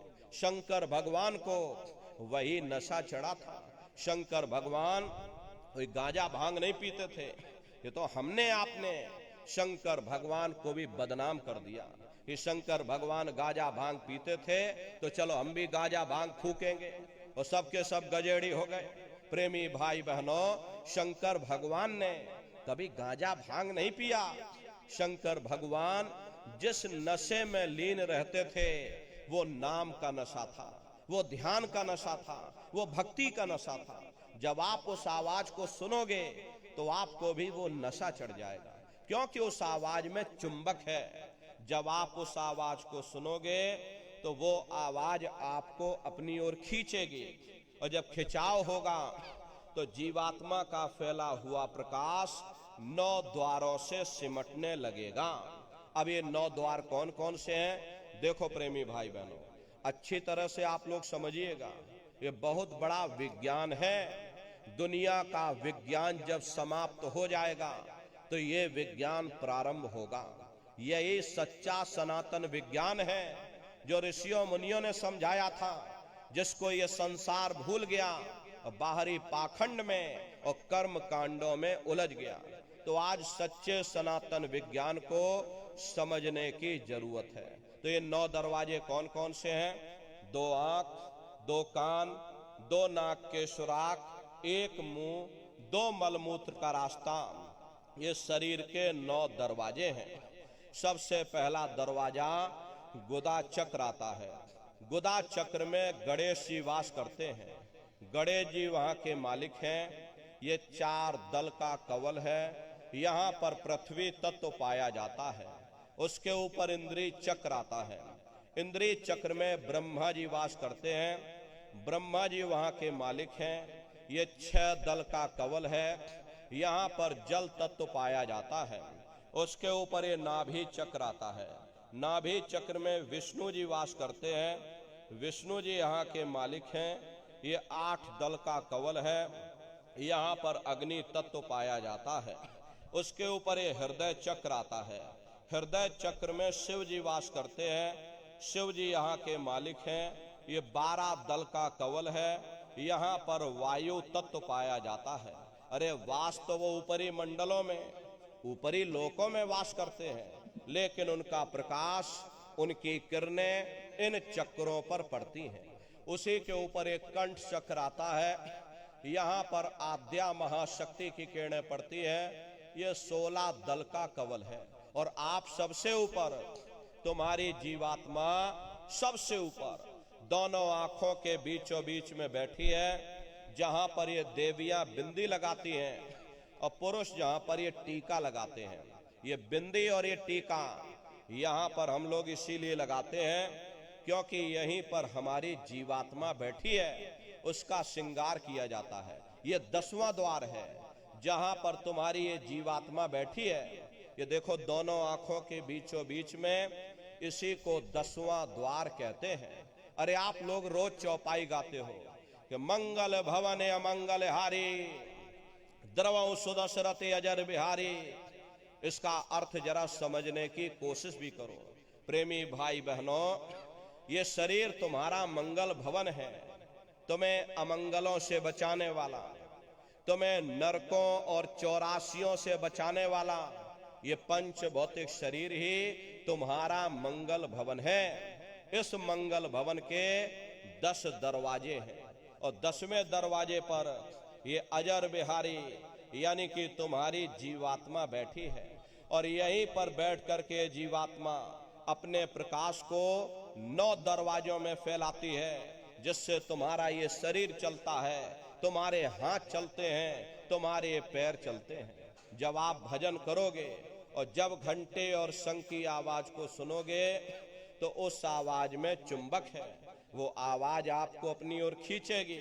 और जब खिंचाव होगा तो जीवात्मा का फैला हुआ प्रकाश 9 दरवाजों से सिमट करके यही 10वें दरवाजे पर इकट्ठा हो जाएगा। और जैसे ही सारी शक्ति, सारी चेतना सिमट करके यहाँ पर इकट्ठी हुई तो शब्द क्या काम करेगा? शब्द तुम्हारी जीवात्मा को खींच करके इस शरीर से बाहर कर देगा। फिर आप अपनी आंखों से देखिएगा कि हमारा शरीर ये है, हम ये खड़े। आप अपने शरीर से अलग हो जाओगे। जैसे चिड़िया होती है, चिड़िया घोंसले से निकल करके आसमानों की उड़ान भरती है और शाम को फिर अपने घोंसले में आ जाती है। ऐसे ही तुम्हारी ये जीवात्मा इस शरीर रूपी घोंसले से निकल करके ब्रह्मांडों की सैर करेगी, देवी देवताओं के दर्शन करेगी, भगवान राम के दर्शन करेगी, भगवान कृष्ण के दर्शन करेगी और घूम करके फिर अपने शरीर रूपी घोंसले में वापस चली आएगी। प्रेमी भाई बहनों, ये ब्रह्मा विष्णु महादेव जिनकी सारी दुनिया पूजा करती है, अरे आप सभी लोग ब्रह्मा विष्णु महादेव की पूजा करते हो और पूजा करते करते आपका ये जीवन बीत गया। अरे जिंदगी तुम्हारी बीत गई, लेकिन कभी तुमने विचार ये नहीं किया कि भाई जिनकी हम पूजा कर रहे, आखिर ये ब्रह्मा विष्णु महादेव कौन है, ये कहाँ पर रहते हैं, ये क्या काम करते हैं। अरे इनके माँ बाप कौन हैं, भगवान राम कौन है, भगवान कृष्ण कौन है, ईश्वर कौन है, ब्रह्म कौन है, पर ब्रह्म कौन है, ये कहाँ पर रहते हैं। तो जरा संक्षिप्त में आप समझिएगा, क्योंकि अगर हम इसका वर्णन करेंगे तो हमको लाखों वर्ष लग जाएंगे, एक लोक का वर्णन नहीं हो पाएगा। इतने विशाल लोक इस आसमान के ऊपर बने हुए हैं, वैज्ञानिक लोग इसकी खोज कर रहे हैं। कोई चंद्रमा तक चंद्रयान को भेज रहा, कोई मंगल ग्रह पर मंगलयान को भेज रहा, लेकिन प्रेमी भाई बहनों, इस संसार की कोई भी चीज, कोई भी धातु वहां तक नहीं पहुंच पाएगी। तो किन किन मंडलों को पार करते हुए तुम्हारी ये जीवात्मा अपने 5वें मंडल पर यानी कि सचखंड में पहुंचेगी। रास्ते में कौन कौन से देश मिलेंगे, उस देश के कौन कौन से राजा मिलेंगे, तो जरा संक्षिप्त में आप समझ लीजिए। प्रेमी भाई बहनों, जब आप भजन करोगे और जब घंटे और शंख की आवाज को सुनोगे, तो उसी घंटे शंख की आवाज को पकड़ करके ये जीवात्मा ब्रह्मांडों की चढ़ाई करती है। पलक झपकते यह जीवात्मा खरबों योजन ऊपर चली जाती है। ये चांद, सूरज, सितारों को पार करने के बाद में सबसे पहले जो आपको लोक मिलेगा, उसे महात्माओं ने शिवलोक कहा। शिवलोक तमोगुणी स्थान है, वहां के मालिक शिव जी हैं। वो पार्वती जी के साथ में उस लोक में विराजमान है। चैतन्य धार जो ऊपर से नीचे आ रही, जिसे महात्माओं ने गंगा कहा, वह अपना केंद्र बिंदु शिवलोक को बनाती है। इसीलिए शिव जी की जटा में ये गंगा दर्शाई जाती है। इस लोक में असंख्यों जीवात्माएं रहती हैं और ये सभी जीवात्माएं शिव स्वरूप में मौजूद होती हैं। जब आप वहां पहुंचोगे और शिव जी का जब प्रत्यक्ष दर्शन करोगे, तो आपका स्वरूप भी शिव के समान यानी शिव स्वरूप हो जाएगा। जो शक्तियां शिव जी को प्राप्त होती है, वही शक्तियां साधक को भी प्राप्त हो जाती हैं। उन शक्तियों को प्राप्त कर लेने के बाद में फिर घंटे शंख की आवाज को पकड़ करके फिर जब आप ऊपर चढ़ोगे, उसी के ऊपर ब्रह्मा जी का लोक आएगा। ब्रह्मा जी का लोक वो रजोगुणी स्थान है। वहां के मालिक ब्रह्मा जी हैं। वो गायत्री, सावित्री और सरस्वती के साथ उस लोक में विराजमान है। और ब्रह्मा जी का दर्शन करने के बाद में फिर घंटे शंख की आवाज को पकड़ करके फिर जब आप ऊपर चढ़ोगे, उसी के ऊपर विष्णु लोक आएगा। विष्णु लोक वो सतोगुणी स्थान है। वहां के मालिक विष्णु जी हैं। उनका बड़ा मनमोहक स्वरूप है। उनकी 4 भुजाएं हैं और चारों भुजाओं में शंख, गदा, पद्म और चक्र सुशोभित है। और आप क्षीर सागर में लक्ष्मी जी के साथ विराजमान हैं। ये तीनों देवता ब्रह्मा, विष्णु और महादेव अपने अपने लोक में बैठ करके राज कर रहे। एक रचयिता है जो हम जीवों को रचता है, एक पालनहार है जो हम जीवों को पालता है, और एक संहार करता है जो हम जीवों को नष्ट कर देता। एक का काम है शरीर को बनाना, एक का काम है शरीर की सुरक्षा करना, और एक का काम है शरीर को नष्ट कर देना। इनकी जो माता हैं वो आद्या महाशक्ति हैं। ब्रह्मा, विष्णु, महादेव लोक के ऊपर वो आद्या महाशक्ति का लोक आता है। उसी को देवी दुर्गा का लोक कहा जाता है। और उसी लोक को पार करने के बाद में सबसे पहला देश आता है, या यूं कह लीजिए कि पहली राजधानी आती है, जिसे महात्माओं ने सहस दल कवल कहा। वो राजधानी है। जैसे आपके उत्तर प्रदेश की राजधानी लखनऊ है और जौनपुर आपका जिला है, इसी तरह प्रेमी भाई बहनों वो सहस दल कवल राजधानी है। ये ब्रह्मा, विष्णु, महादेव के जो लोक हैं, उस राजधानी के अंतर्गत आने वाले जिले हैं। और राजधानी का जो मालिक है वो निरंजन भगवान है। ये ब्रह्मा, विष्णु, महादेव ये निरंजन भगवान के ही पुत्र हैं। और ये आद्या महाशक्ति देवी दुर्गा ये निरंजन भगवान की अर्धांगिनी है। और निरंजन भगवान स्वयं तीनों लोकों के मालिक हैं। उन्हीं को त्रिलोकीनाथ कहा जाता है। हिंदू उन्हीं को परमात्मा कहते हैं, मुसलमान उन्हीं को खुदा कहते हैं, ईसाई उन्हीं को गॉड कहते हैं। अरे जल एक है। अब जल को चाहे आप पानी कह लो, चाहे वाटर कह लो, चाहे आप नीर कह लो, इसी तरह प्रेमी भाई बहनों वो परमात्मा एक है। हम लोग लफ्जों के झगड़े में उलझे हुए हैं, घंटे और शंख की आवाज जो हर इंसान के अंदर गूंज रही, वो आवाज उन्हीं के मुखार बिंद से हो रही। निरंजन भगवान का जो स्वरूप है वो ज्योतिष स्वरूप है। हजार बाती की अखंड ज्योति वहां पर बराबर जल रही है। परम प्रकाश रूप दिन राती, नहीं कछु चाहिए दिया घरत बाती। अरे हम आप यहाँ मंदिरों में घरों में ज्योत जलाते हैं, ये तो हम आप उसकी नकल करते हैं।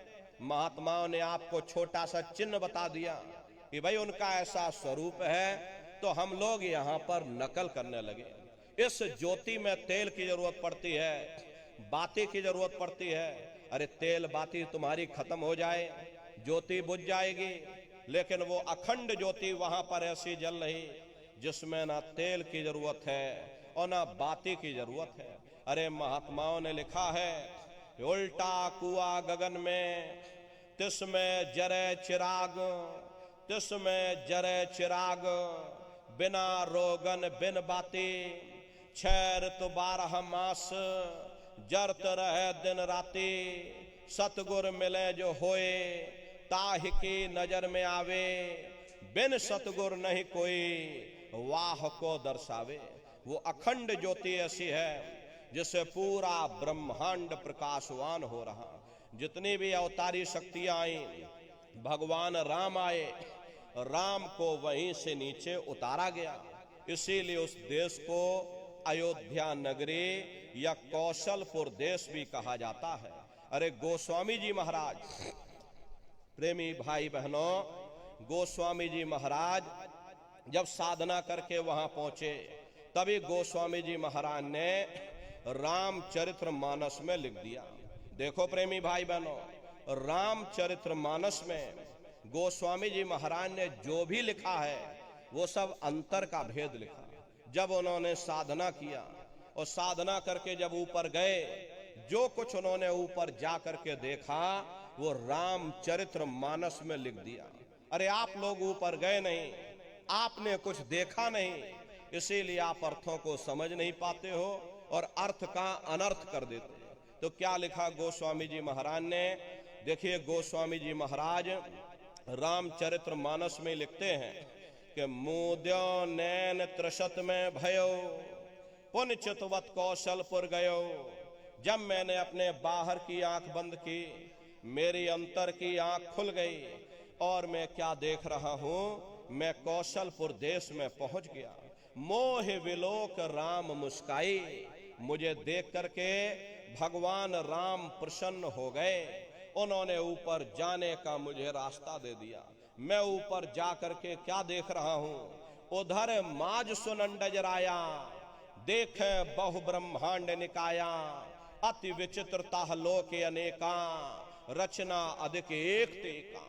विचित्र विचित्र भांत के वहां पर लोक बने हुए, एक से बढ़कर एक सुंदर सोने के महल बने जिनकी शोभा अवर्णीय है। प्रेमी भाई बहनों, वो असली अयोध्या नगरी है, वो भगवान राम का असली देश है। और जब आप लोग साधना करके वहां पहुंचोगे और अपनी दिव्य दृष्टि से उस अयोध्या नगरी को जब आप स्वयं देखोगे, अरे तुम देखते रह जाओगे, ये क्या ईश्वर की लीला है, कैसी उसकी कारीगरी है, अनंत उसकी सत्ता है, अनंत उसका प्रकाश है। उसी आनंद को पाकर के बड़े बड़े राजे महाराजाओं ने अपने राजकाज पर ठोकरें मार दी और जंगलों में जाकर के नंगे हो करके नाचने लगे। इतना आनंद, इतनी खुशी उन साधकों को होती है। अरे मीराबाई को जब वो दौलत मिल गई, मीराबाई ने अपना राजपाट छोड़ दिया और मीराबाई कहने लगी कि मैं मिल जाए पाए पीऊ अपना, तब मेरी पीर बुझानी, मीरा सुरत शब्द सहलानी। कबीर साहब को जब वो दौलत मिल गई और अन्य महात्माओं को जब वो दौलत मिल गई, उन्होंने ऊपर चढ़ करके उस अयोध्या नगरी को देखा, कलम तोड़ करके लिख दिया, चिल्लाने लगे, अचरज देखा भारी साधो, अचरज देखा भारी रे, बिना बजाए निस्दिन बाजे, घंटा शंख नगारी रे, बहरा सुन सुन मस्त होता है, तन की खबर बिसारी रे, बिन भूमि के महल बना है, तामे जो तुजारी रे। अंधा देख देख सुख पावे, बात बतावे सारी रे, जीता मरकर फिर जी जावे, बिन भोजन बलधारी रे। ब्रह्मानंद संत जन बिरला, कोई समझे बात हमारी रे। प्रेमी भाई बहनों, वो असली अयोध्या नगरी है, वो भगवान राम का असली देश है। अरे राम जी का दर्शन करने के बाद में फिर तुम्हारी यही जीवात्मा दूसरे मंडल की आवाज को पकड़ करके और दूसरे मंडल की चढ़ाई करेगी। श्याम तज श्वेत को गहना, सुरत को तान धुन सुनना, बंक के द्वार धस बैठो और त्रिकुटी जाय कर लेना। उसी के ऊपर दूसरा देश आता है जिसे महात्माओं ने त्रिकुटी देश कहा। वहां के जो मालिक हैं वो ब्रह्म हैं। वहीं से मन और माया की उत्पत्ति हुई। वहीं से तीन गुण, रजोगुण, तमोगुण, सतोगुण, तीनों गुणों की उत्पत्ति वहीं से हुई। ये जो आपके वेद हैं, अरे वेदों को सारी दुनिया पढ़ती है, वेदों की भी उत्पत्ति उसी स्थान से हुई है। अरे महात्मा कहते हैं कि त्रिकुटी महल में विद्या सारा, घन हर गरजे बजे नगारा, लाल वरन सूरज उजियारा। वहां पर दो धुने, बादलों की गर्जन और मृदंग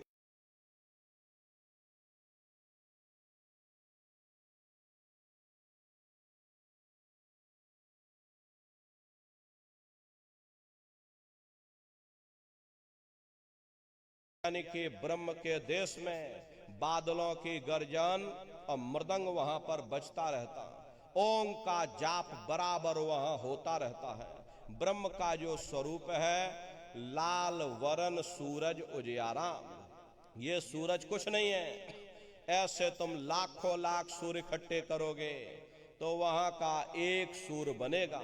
प्रेमी भाई बहनों, ब्रह्म का जो स्वरूप है वो सुबह के लाल सूर्य के समान है, इसीलिए वहां का पूरा ब्रह्मांड लाल है। महात्मा जब साधना करके वहां पहुंचे तभी महात्माओं ने लिख दिया, लाली मेरे लाल की, जित देखो तो लाल, लाली देखन में गई, मैं भी हो गई लाल। वो पूरा ब्रह्मांड ही लाल है। तो जितने साधक वहां पहुंच जाते हैं उन सभी को योगेश्वर कहा जाता है। योगेश्वर की पदवी उन्हीं को मिलती है जो ब्रह्म स्थान तक पहुंच रखते हैं। जैसे व्यास जी हुए, वशिष्ठ जी हुए, वाल्मीकि जी हुए, इन सब की पहुंच वहीं तक थी। इसीलिए कहा गया कि वाल्मीकि भय ब्रह्म समाना। जब इनकी जीवात्मा वहां पहुंची और जब इन्होंने ब्रह्म का दर्शन किया तो इनका स्वरूप भी ब्रह्म के समान यानी कि ब्रह्म स्वरूप हो गया। तो जितने साधक वहां पहुंच जाते हैं उन सभी को योगेश्वर कहा जाता है। योगेश्वर भगवान श्री कृष्ण उसी देश में वास करते हैं। ये जो ब्रह्म देश है वो श्री कृष्ण भगवान का ही देश है और श्री कृष्ण भगवान वहीं पर रहते हैं। अरे बाहर की जन्माष्टमी नहीं है जो आप लोग यहाँ जन्माष्टमी मनाते हो, ये तो आप नकल करते हो। महात्माओं ने कहा था भाई सही मायने में तुम जन्माष्टमी कब मनाओगे? जब तुम्हारी ये जीवात्मा पांच तत्वों जल पृथ्वी अग्नि वायु आकाश और तीन गुण रजोगुण तमोगुण सतोगुण यानी पांच तत्व तीन गुणों से परे होकर के ब्रह्म देश में पहुंच करके जब तुम कृष्ण भगवान का दर्शन कर लोगे तब सही मायने में जन्म अष्टमी मनाई जाएगी। वहां कृष्ण भगवान का दर्शन करने के बाद में फिर तुम्हारी यही जीवात्मा तीसरे मंडल की आवाज को पकड़ करके और तीसरे मंडल की चढ़ाई करती है। आगे पहुंची सुन झंकार, ररंकार धुन सुनी पुकार, आगे श्वेत सुन है भाई, मान सरोवर पैठ नाई। उसी के ऊपर तीसरा देश आता है जिसे महात्माओं ने शून्य देश कहा, उसी को रारंग देश कहा जाता है, उसी को अक्षर और नीति कहा जाता। वहाँ के जो मालिक हैं वो रारंग पुरुष यानी कि पर ब्रह्म पुरुष हैं।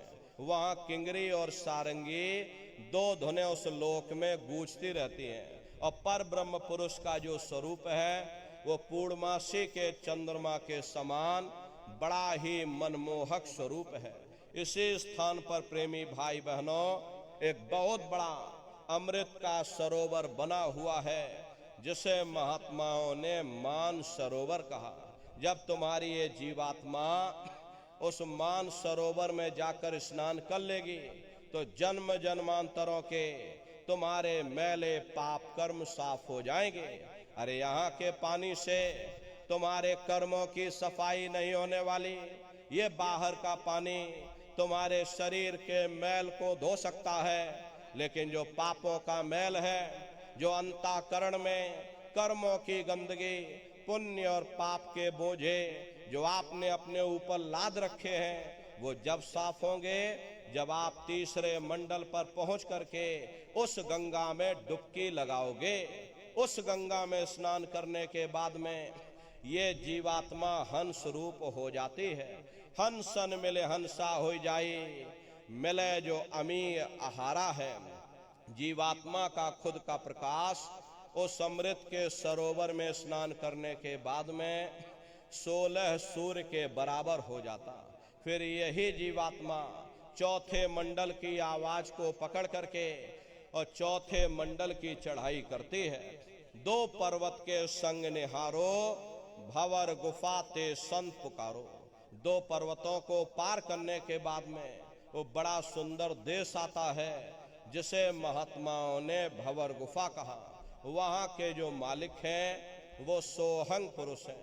वहाँ बंसी यानी मुरली की मधुर ध्वनियाँ सदा उस लोक में उच्चारण होती रहती हैं। और सोहंग पुरुष का जो स्वरूप है वो दोपहर के सूर्य के समान महाप्रकाशवान स्वरूप है। अरे स्वरूप में अंतर है। पहले स्थान पर निरंजन भगवान का जो स्वरूप है वो ज्योतिष स्वरूप है। दूसरे स्थान पर ब्रह्म का जो स्वरूप है वो सुबह के लाल सूर्य के समान है। तीसरे स्थान पर ब्रह्म पुरुष का जो स्वरूप है वो पूर्णमासी के चंद्रमा के समान है। और चौथे स्थान पर सोहंग पुरुष का जो स्वरूप है वो दोपहर के सूर्य के समान महाप्रकाशवान स्वरूप है। और वहाँ के धनी का दर्शन करने के बाद में ताके परे धाम सतनामा और बीन बजे सतलोक ठिकाना। सोहंग देश के ऊपर वो 5वां देश आता है, जिसे महात्माओं ने सचखंड देश कहा। वो सचखंड देश अजर अमर अविनाशी सदा एक रस रहने वाला देश है। वहाँ न काल है, न कर्म है, न दुख है, न संताप है, न पुण्य है, न पाप है। जो जीवात्माएं वहां पर पहुंच जाती हैं हमेशा के लिए जन्म मरण के बंधनों से आजाद हो जाती हैं। वहां के जो मालिक हैं वो सतपुरुष भगवान हैं, जिनके रोम रोम में खरबों खरब सूरज चांद सितारे प्रकाशवान। वही हमारे आपके सच्चे मालिक हैं, वही हमारे आपके सच्चे पिता हैं। अरे हमको आपको वहीं से नीचे उतारा गया, फिर शब्द को पकड़ करके शब्द शब्द पौड़ी पर चढ़कर पहुंचो सचखंड सतनाम। तो शब्द कब पकड़ में आएगा? जब आप लोग भजन करोगे।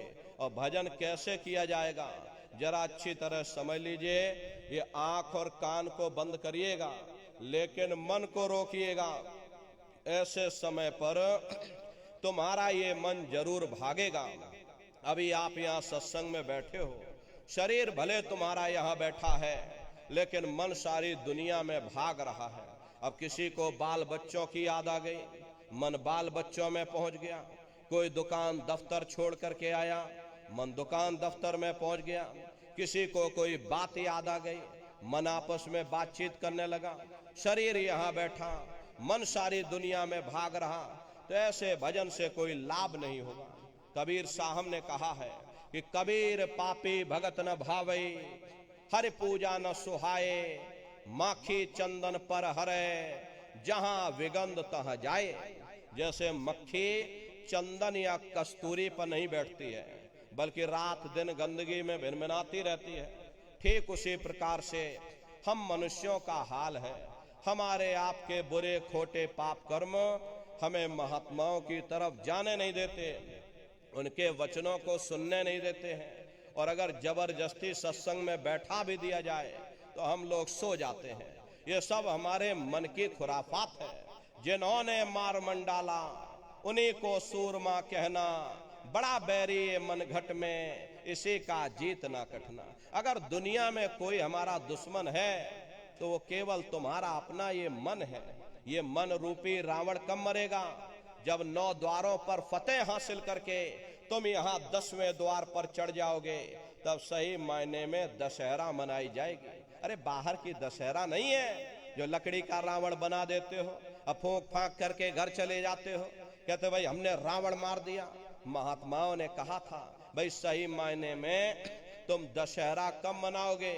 जब 9 द्वारों पर फतेह हासिल करके तुम यहाँ 10वें द्वार पर चढ़ जाओगे, तब सही मायने में विजयदशमी मनाई जाएगी। तब ये मन रूपी रावण तुम्हारा मरेगा और तब तुम्हारी ये जीवात्मा, इसी जीवात्मा को महात्माओं ने राम भी कहा।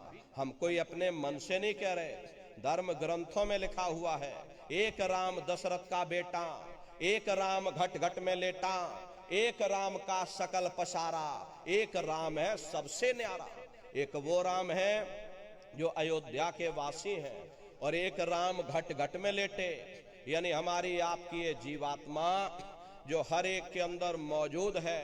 महात्माओं ने कहा भाई एक वो राम है और एक राम का सकल पसारा, यानी पहले स्थान के मालिक वो निरंजन भगवान जिनको दुनिया त्रिलोकीनाथ कहती है, जिनका ये पूरा पसारा, ये पूरा संसार है। महात्माओं ने कहा भाई एक वो राम है, एक राम है सबसे न्यारा, 5वें स्थान के मालिक वो सतपुरुष भगवान जो हमारे आपके सच्चे पिता हैं। महात्माओं ने कहा भाई एक वो राम है। तो महात्मा तो उस राम की महिमा गाते हैं। मोटी बात आप पकड़िए कि भजन कैसे करोगे, ये आंख और कान को बंद कर लेना, अंतर में गौर से सुनिएगा। शुरू में सीटी जैसी आवाज आप सभी को सुनाई पड़ेगी, उसे आप पकड़ लेना, सुनते रहना, सुनते सुनते उसी में लीन हो जाओ। एक समय ऐसा आएगा, दोबारा आपको अनुभव होगा कि कहीं बड़ी दूर से एक महीन आवाज, घंटे और शंख की आवाज हमारे कानों में बज रही, और जब घंटे शंख की आवाज आपको अपने अंदर सुनाई पड़ने लग जाए, तब आप सीटी की आवाज को छोड़ देना और घंटे शंख की आवाज को पकड़ लेना। एक बार प्रेमी भाई बहनों आप उस आवाज को पकड़ लो, फिर वो आवाज आपको नहीं छोड़ेगी, खींच करके शरीर से बाहर कर देगी। फिर रोज आना, रोज जाना, रोज ब्रह्मांडों की सैर करना, रोज देवी देवताओं के दर्शन करना, रोज घर बैठे भगवान राम के दर्शन करना, रोज भगवान कृष्ण के दर्शन करना, और घूम करके फिर अपने शरीर रूपी घोंसले में वापस चले आना। तो सुमरन, ध्यान और भजन 3 क्रियाएं आपको बताई गई, नित्य नियम से करिएगा। नागा नहीं होना चाहिए। अरे शरीर को आप भोजन देते हो, सुबह दोपहर शाम रात भोजन करते रहते हो, लेकिन कभी तुमने विचार ये नहीं किया, ये जीवात्मा जो जन्म जन्मांतरों से बेचारी भूखी प्यासी बैठी है, जिसकी शक्ति से तुम्हारा ये भारी भरकम शरीर चल रहा, तो कभी अपनी जीवात्मा को तुमने भोजन नहीं दिया। अरे इसका भोजन भजन है, इसका भोजन शब्द है, इसका भोजन नाम है। अपना ये नियम बनाओ कि पहले हम अपनी जीवात्मा को भोजन देंगे, फिर अपने शरीर को भोजन देंगे। अगर ये नियम तुम्हारा बन गया, तुम्हारा लोक भी बन जाएगा, तुम्हारा परलोक भी बन जाएगा। प्रेमी भाई बहनों, उस मालिक को पाने के लिए तुम्हें कोई घर बार नहीं छोड़ना है, तुम्हें कोई जात बिरादरी नहीं बदलनी। ये जात पात के रगड़े झगड़े ये तुम्हारे अपने नहीं है, ये सिर्फ मन की खुराफात है। अरे आप अपनी बुद्धि से विचार करिए, जब गुरु नानक साहब नहीं आए थे तब कोई सिख नहीं था, जब मोहम्मद साहब नहीं आए थे तब कोई मुसलमान नहीं था, जब ईसा मसीह साहब नहीं आए थे तब कोई ईसाई नहीं था, और पीछे लौटते चले जाओ तो केवल मनुष्य मनुष्य रह जाते हैं। अरे ये रगड़े झगड़े किसने पैदा किए? ये हमने आपने पैदा किए। अरे कोई भी महात्मा यहाँ पर आकर के ना कोई कौम बनाने आता है, ना कोई महात्मा यहाँ मजहब चलाने आते हैं, ना कोई यहाँ जात बिरादरी को बदलने आते हैं, और ना ही आप हमारे हाथों में ये डंडे और तलवारें देने के लिए आते हैं। अरे आप तो सच्चा मार्ग सनातन मार्ग समझाने के लिए इस धराधाम पर शरीर रूप में अवतरित होते हैं। महात्मा कोई जात बिरादरी नहीं देखते। अरे महात्मा कोई ऊंच नीच कोई भेदभाव पैदा नहीं करते। अगर महात्माओं ने भेदभाव किया होता तो देखो भगवान राम जंगलों में रहने वाली आदिवासी महिला सबरी का जूठा बेर भगवान राम नहीं खाते। निर्मल मन जन सो मोह पावा और मोह कपट छल छिद्र न भावा। इसीलिए महात्मा कहते हैं भाई जाति पाति पूछे नहीं कोई, और हरि का भजे सो हरि का होई। लोग यहाँ जात पात बनाते बनाते मर गए, लेकिन ऐ न नारियों, जब तुम्हारी ये जीवात्मा इस मनुष्य रूपी चोले को छोड़ करके ऊपर जब तुम धर्मराज की कचहरी में पहुंचोगे, वहां ना तुमसे ये पूछा जाएगा कि भाई तुम किस जाति के हो, या तुम किस कौम के हो, या तुम किस मजहब के हो। अरे भाई तुम हिंदू हो या मुसलमान हो, सिख हो या ईसाई हो, तुम यादव जी हो या तुम पंडित जी हो। अरे वहां तुम्हारे कर्म देखे जाएंगे, भक्ति भाव देखा जाएगा, मालिक से मिलने का प्रेम और प्यार देखा जाएगा। इसीलिए महात्मा समझाते हैं भाई मालिक को पाने के लिए तुम्हें कोई जात बिरादरी नहीं बदलनी है, तुम्हें कोई घर परिवार नहीं छोड़ना है, तुम्हें कोई बाल बच्चे नहीं छोड़ने हैं, तुम्हें कोई जंगल और पहाड़ों में नहीं भटकना, तुम्हें कोई काले नीले पीले कपड़े नहीं पहनना, तुम्हें कोई गर्म पानी ठंडे पानी में गोता नहीं लगाना, तुम्हें कोई साधु सन्यासी और बाबा नहीं बनना। अरे भाई तुम अपने अपने घर परिवार में रहो, अपने अपने बाल बच्चों के साथ रहो, अपने अपने समाज में रहो, समाज की रीत नीत नियम के अनुसार रहो, मेहनत और ईमानदारी से काम करो, और 24 घंटे में से घंटा 2 घंटा समय निकाल करके सुमरन ध्यान और भजन करिएगा। यही दौलत तुम्हारे काम आएगी। बाकी सब रगड़े झगड़े ये सब यहीं पड़े रह जाएंगे। सुई की एक नोक भी तुम्हारे साथ में जाने वाली नहीं है। बड़े बड़े राजे महाराजे आए, सारी जिंदगी उन्होंने ये किला बनाते बनाते गुजार दिया। आज उनके किलों को जाकर देखिए, आज खंडहर बने पड़े हुए हैं। विश्व विजेता सिकंदर सारी दुनिया पर राज करने का ख्वाब देखता था, वो भी मुट्ठी खोल करके चला गया। अरे कोई क्या साथ लेकर जाएगा? जो चीज तुम्हारे साथ में जाने वाली वो केवल परमात्मा की भक्ति है। इसलिए प्रेमी भाई बहनों, वो दौलत कमा लो जो अंत समय में तुम्हारे काम आवे, वरना ये समय तो तुम्हारा निकल रहा है। ये श्वासों की पूंजी ये दिन प्रतिदिन कम होती जा रही, और एक समय ऐसा आएगा ये बुलबुला तुम्हारा फूट जाएगा, फिर न जाने ये मनुष्य शरीर तुमको मिले ना मिले। अरे भटकते रह जाओगे। युगों युगों के लिए महाराज ने शाकाहार पर विशेष जोर दिया। गुरु महाराज हमारे कहते थे कि बच्चे बच्चियों तुम लोग शाकाहारी रहना, शाकाहार का प्रचार करते रहना, इसी से देश और दुनिया में भारी परिवर्तन होगा। प्रेमी भाई बहनों, परिवर्तन कोई कानून बनाने से नहीं होगा, परिवर्तन कोई आंदोलन करने से नहीं होगा, परिवर्तन कोई तोड़फोड़ करने से नहीं होगा। परिवर्तन तब होगा जब लोगों के विचार बदलेंगे, लोगों की भावनाएं बदलेंगी, और विचार जब बदलेंगे जब लोगों का खान पान शुद्ध होगा। अरे देसी कहावत है, जैसा खाए अन्न वैसा होए मन। जब इंसान पशुव्रती भोजन करेगा तो उसकी बुद्धि स्वतः ही पशुओं जैसी हो जाएगी। फिर जिस शराब के नशे में माँ बहन बेटी की पहचान खत्म हो जाए, उस शराब को पी करके यह कैसे पता चलेगा कि क्या अच्छा और क्या बुरा है। यही कारण है कि आज घर समाज में ये दुनिया भर के अत्याचार और दुनिया भर के व्यभिचार फैले हुए हैं। अरे हम लोग देखिए मंदिर बनवाते हैं, उन मंदिरों में नहा धो करके जाते हैं, कहते भाई परमात्मा के रहने की जगह है, हमको नहा धो करके जाना चाहिए, फूल अगरबत्ती ले जाना चाहिए। कोई उन मंदिरों में कूड़ा कचड़ा नहीं डालता। अगर तुम कूड़ा कचड़ा डालोगे तो आपस में लाठियां चल जाएंगी। फिर ये जो हरि मंदिर है, ये पंच भौतिक शरीर जिसे महात्माओं ने हरि मंदिर कहा, अरे इसमें तुम हाड़ मांस के लोथड़े डालते हो, इसमें तुम शराब के कतरे डालते हो, इसमें तुम मुर्गा मुर्गी काट करके डाल रहे, इसमें तुम मांस मछली काट करके डाल रहे। अपने बनाए हुए ईंट गारे के मंदिर की तुम कदर करोगे और परमात्मा के बनाए हुए इस मानव मंदिर को तुमने जीते जी कब्रिस्तान बना दिया तो सख्त सजा मिलेगी। अरे महात्माओं ने लिखा है कि तिल भर मच्छी खाए के कोट गऊ दे दान और काशी करवट जा मरे और निश्चय नरक निदान। यदि तिल भर भी मच्छी खा करके फिर चाहे कोटान कोट गऊओं का तुम दान करो और काशी में जाकर के मत्था रगड़ते रगड़ते अपनी पूरी जिंदगी तुम वहां पर गुजार दो, फिर भी तुमको तुम्हारे गुनाहों की सजा मिलेगी, कोई बच नहीं सकता। क्योंकि ये कर्म भूमि है, यहाँ तुम जैसा कर्म करोगे वैसा फल तुमको मिलेगा। देखिए इस कर्म भूमि पर कृष्ण भगवान तक नहीं बच पाए। उस समय बाली को छिप करके बाण मारा, वही बाली कृष्ण अवतार में बहेलिया बन करके आ गया। कृष्ण भगवान के पैरों में पद्म चमकता था, हिरण की आंख समझ करके बहेलिये ने निशाना मार दिया और जब पास में आकर के देखा कृष्ण भगवान थे, अफसोस करने लगे। लेकिन कृष्ण भगवान ने उसको समझाया कि भाई इसमें तुम्हारा कोई दोष नहीं, उस समय हमने तुमको मारा था, आज तुमने हमको मार दिया, हमारा तुम्हारा अदला बदला पूरा हो गया। कर्म प्रधान विश्व रच राखा, जो जस करे सो तस फल चाका। ये कर्मों का ऐसा देश है, यहाँ तुम जैसे बीज बोगे वैसी फसल काटोगे।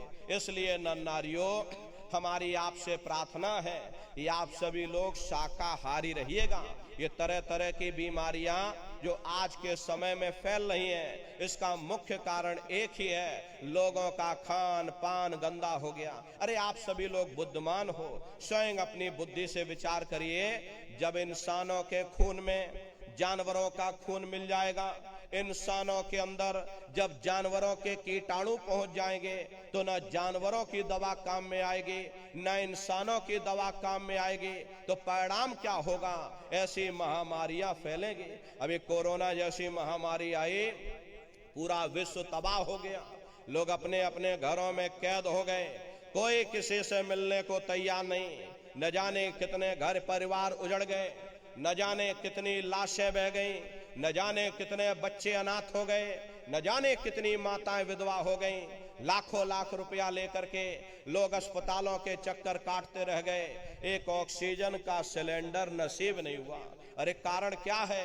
कारण यही है, जब जानवरों के कीटाणु इंसान के शरीर में प्रवेश कर जाएंगे तो आने वाले समय में ऐसी महामारियां और फैलेंगी। हमारे गुरु महाराज परम संत बाबा जय गुरुदेव जी महाराज सन 70 के दशक में ये भविष्यवाणी किया करते थे, बच्चा आगे नई नई बीमारियां आएंगी। पहले बीमारियों की हवा चलेगी, फिर बीमारियों की आंधी आएगी, फिर बीमारियों की सुनामी आएगी। अरे लाशें पड़ी घर घर में सड़ेंगी, बचाने वाला मिलेगा ना, कोई जमाना बदलेगा।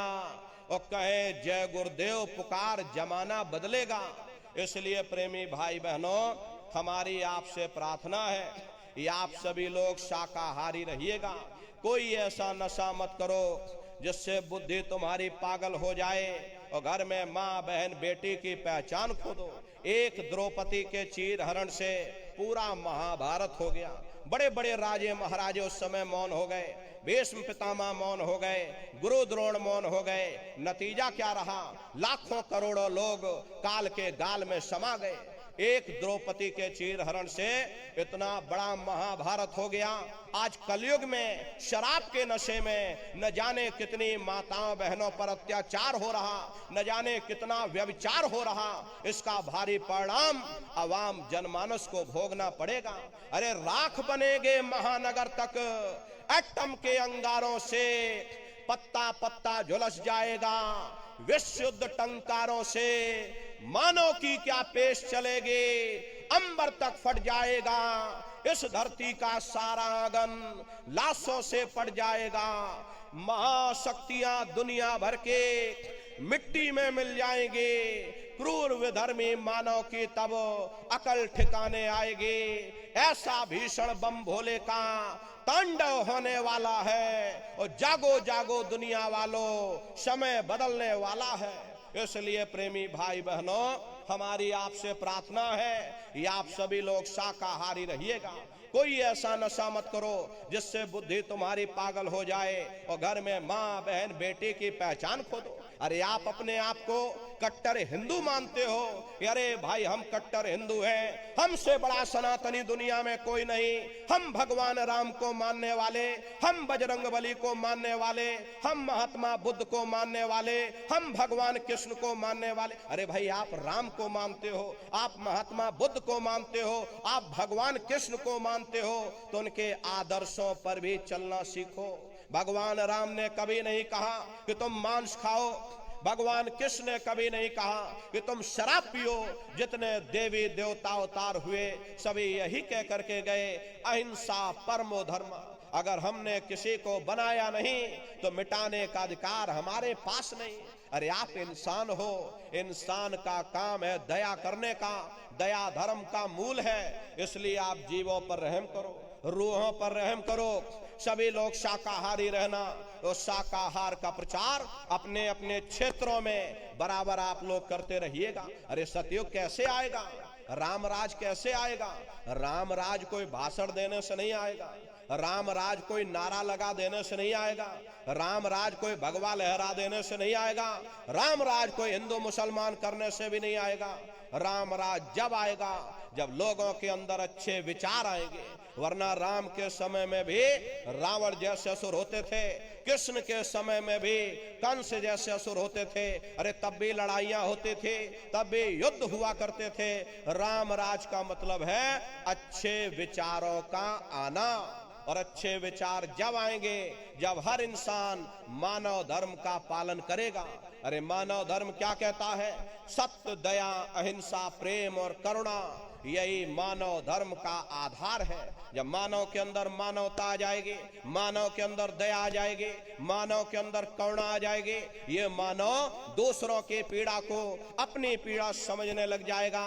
अरे जब इंसान के अंदर इंसानियत आ जाएगी तब सही मायने में देश में राम राज आ जाएगा। इसीलिए महात्माओं ने कहा है राम राज को लाना है तो पहले मानव धर्म अपनाना है। मानव को पहले मानव धर्म अपनाना पड़ेगा, मानव को मानवीय गुण अपनाने पड़ेंगे।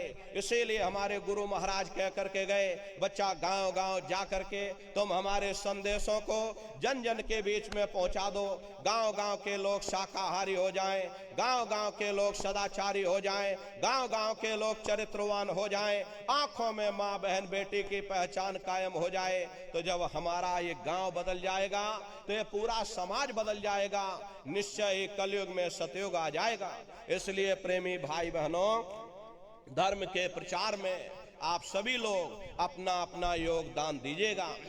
देखिए हमारे गुरु महाराज को, हमारे गुरु महाराज परम संत बाबा जय गुरुदेव जी महाराज ने एक अच्छे समाज के निर्माण के लिए, चरित्रोत्थान के लिए, लोगों को शाकाहारी सदाचारी बनाने के लिए 116 वर्ष की आयु तक अथक मेहनत और परिश्रम किया। हमारे गुरु महाराज ने अपने गुरु की याद में मथुरा दरबार में इतना विशाल मंदिर बनवाया। गुरु महाराज हमारे कहते थे कि बच्चा मंदिर का वो देवता वहां पर बैठ करके बरकत बांट रहा। अरे आप लोग आइए, वहां कोई रुपया पैसा नहीं चढ़ाया जाता, कोई चंदा चुटकी नहीं। अरे आप लोग आए, मंदिर के देवता के सामने अपनी एक बुराई को चढ़ा दीजिए। वहां पर बुराई चढ़ाई जाती है कि हम आज से मांस मछली नहीं खाएंगे, हम आज से अंडा शराब का सेवन नहीं करेंगे, हम आज से झूठ नहीं बोलेंगे, हम आज से किसी को धोखा नहीं देंगे। अरे आप अपनी एक बुराई चढ़ा दो, आपकी एक मनोकामना पूरी होगी। ऐसा वरदानी मंदिर गुरु महाराज ने अपने गुरु की याद में मथुरा दरबार में बनाया है।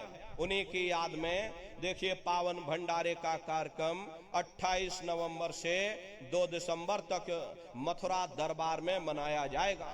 तारीख आप सभी लोग याद रखिएगा, 28 नवंबर से 2 दिसंबर तक पूज्य दादा गुरु महाराज का ये पावन भंडारे का कार्यक्रम होने जा रहा। तो आप सभी प्रेमी भाई बहन भंडारे के कार्यक्रम में सब परिवार सादर आमंत्रित है। आप लोग पधारिएगा, अरे अपने दरबार का दर्शन करना।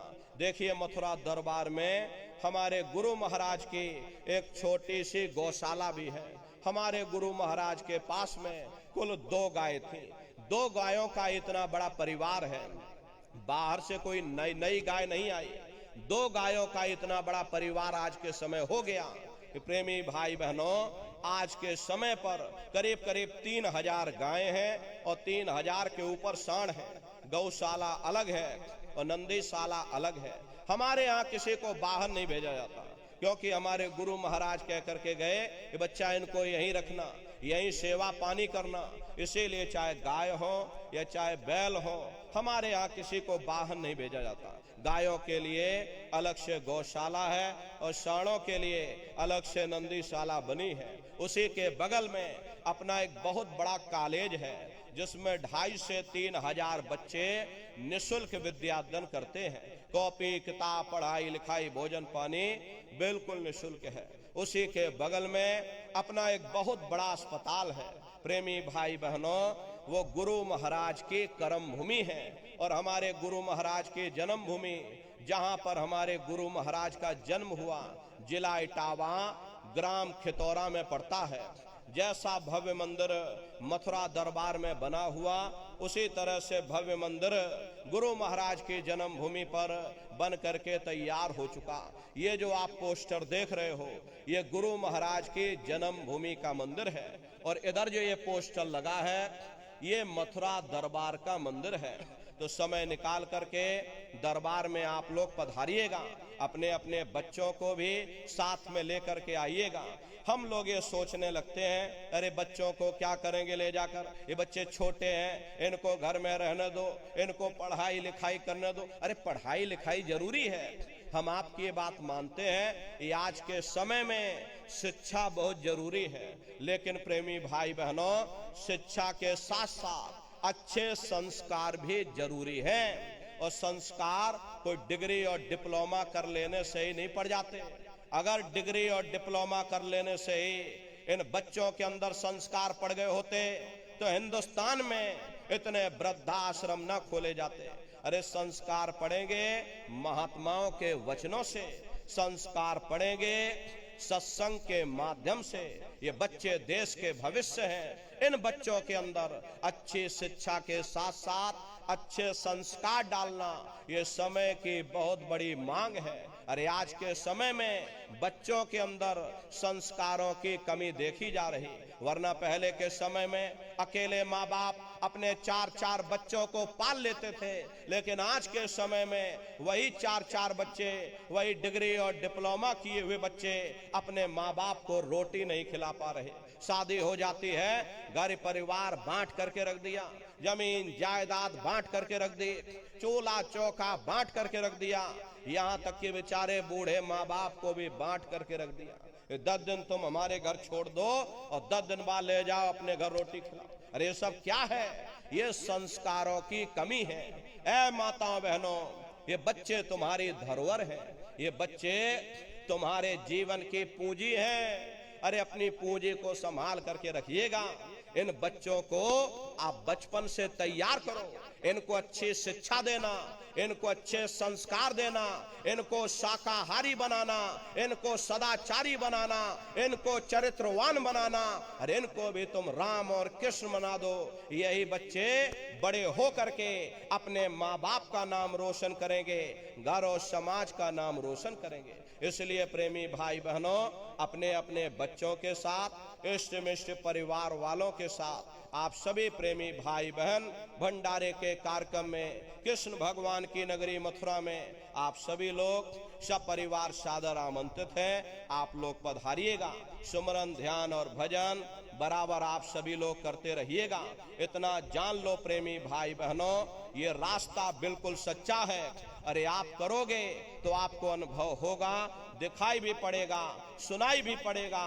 अरे तुम्हारा लोक भी बन जाएगा और तुम्हारा परलोक भी बन जाएगा। इसलिए नित्य नियम से 24 घंटे में से घंटा 2 घंटा समय निकाल करके अपने अपने घरों में बैठ करके सुमरन, ध्यान और भजन आप सभी लोग बराबर करते रहिएगा। और जो पुराने प्रेमी भाई बहन हैं उनकी जिम्मेदारी बनती है, जितने भी नए प्रेमी भाई बहन यहाँ आए हुए हैं, अगर वो कहीं भूले भटके तो उनको अच्छी तरह समझा देना कैसे सुमरन, ध्यान और भजन करना है। अपने सामने उनको बैठाइएगा भी। ये सेवा पुराने सत्संगी प्रेमी भाई बहन करेंगे।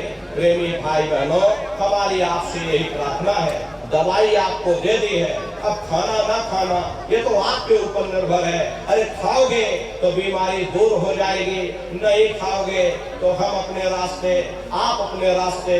इसलिए हमारी तो आपसे यही प्रार्थना है, ये आप सभी लोग, ये मानव तन बार बार आपको नहीं मिलेगा। अब की बार ये मौका मिल गया है, इस मौके का लाभ उठाओ। वो आत्मधन कमा लो, वो खजाना कमा लो जिससे तुम्हारी जीवात्मा का कल्याण हो जाए। तो सुमरन, ध्यान और भजन नित्य नियम से आप लोग करिएगा।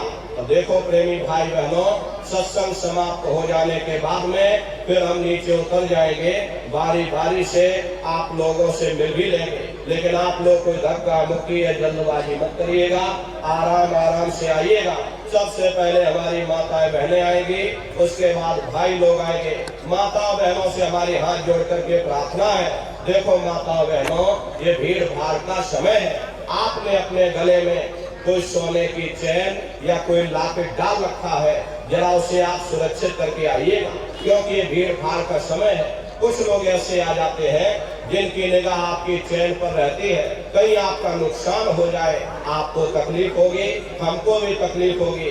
इसलिए हम पहले से आपको सचेत कर रहे हैं कि अपने चीजों की सुरक्षा करना ये आपकी जिम्मेदारी बनती है। अपने सर को, कान को, गले को बिल्कुल ढक करके आइएगा। ये थोड़ी देर रुक जाना, जब भीड़ भाड़ कम हो जाए तब आप लोग आ जाना। बगल में गुरु महाराज की गाड़ी है, चरण पादुका है, दर्शन करते हुए और सत्संग का प्रसाद लेकर के आप सभी लोग अपने अपने घरों की तरफ पधारिएगा। आप लोगों ने अपना कीमती समय हमको दिया, इसके लिए आप सभी प्रेमी भाई बहनों को बहुत बहुत धन्यवाद है।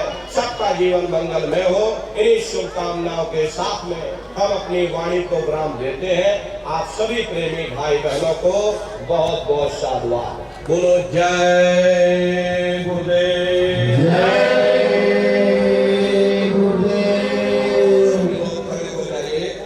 सभी लोग खड़े होकर के मालिक के पावन नाम का सभी प्रेमी भाई बहन एक बार प्रेम से उच्चारण करिएगा। बोलो जय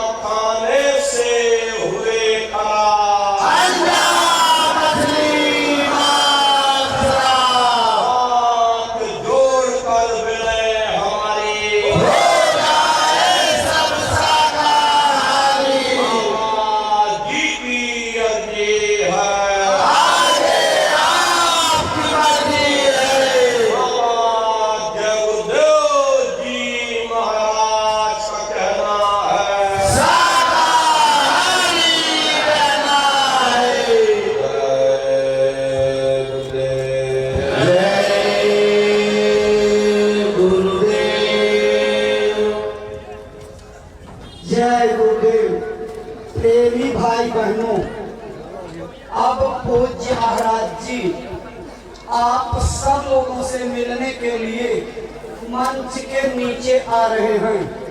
भाई लोग थोड़ा धीरज रखेंगे, पहले बहनों माताओं को मिलने का अवसर दे देंगे।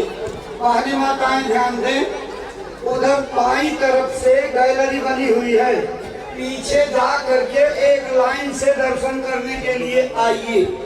जब आप दर्शन करने के लिए आइए तो अपने कपड़े से, साड़ी या दुपट्टे से अपने सिर को, कान को, गले को अच्छी तरह ढक करके तब दर्शन करने के लिए आइए। अगर आप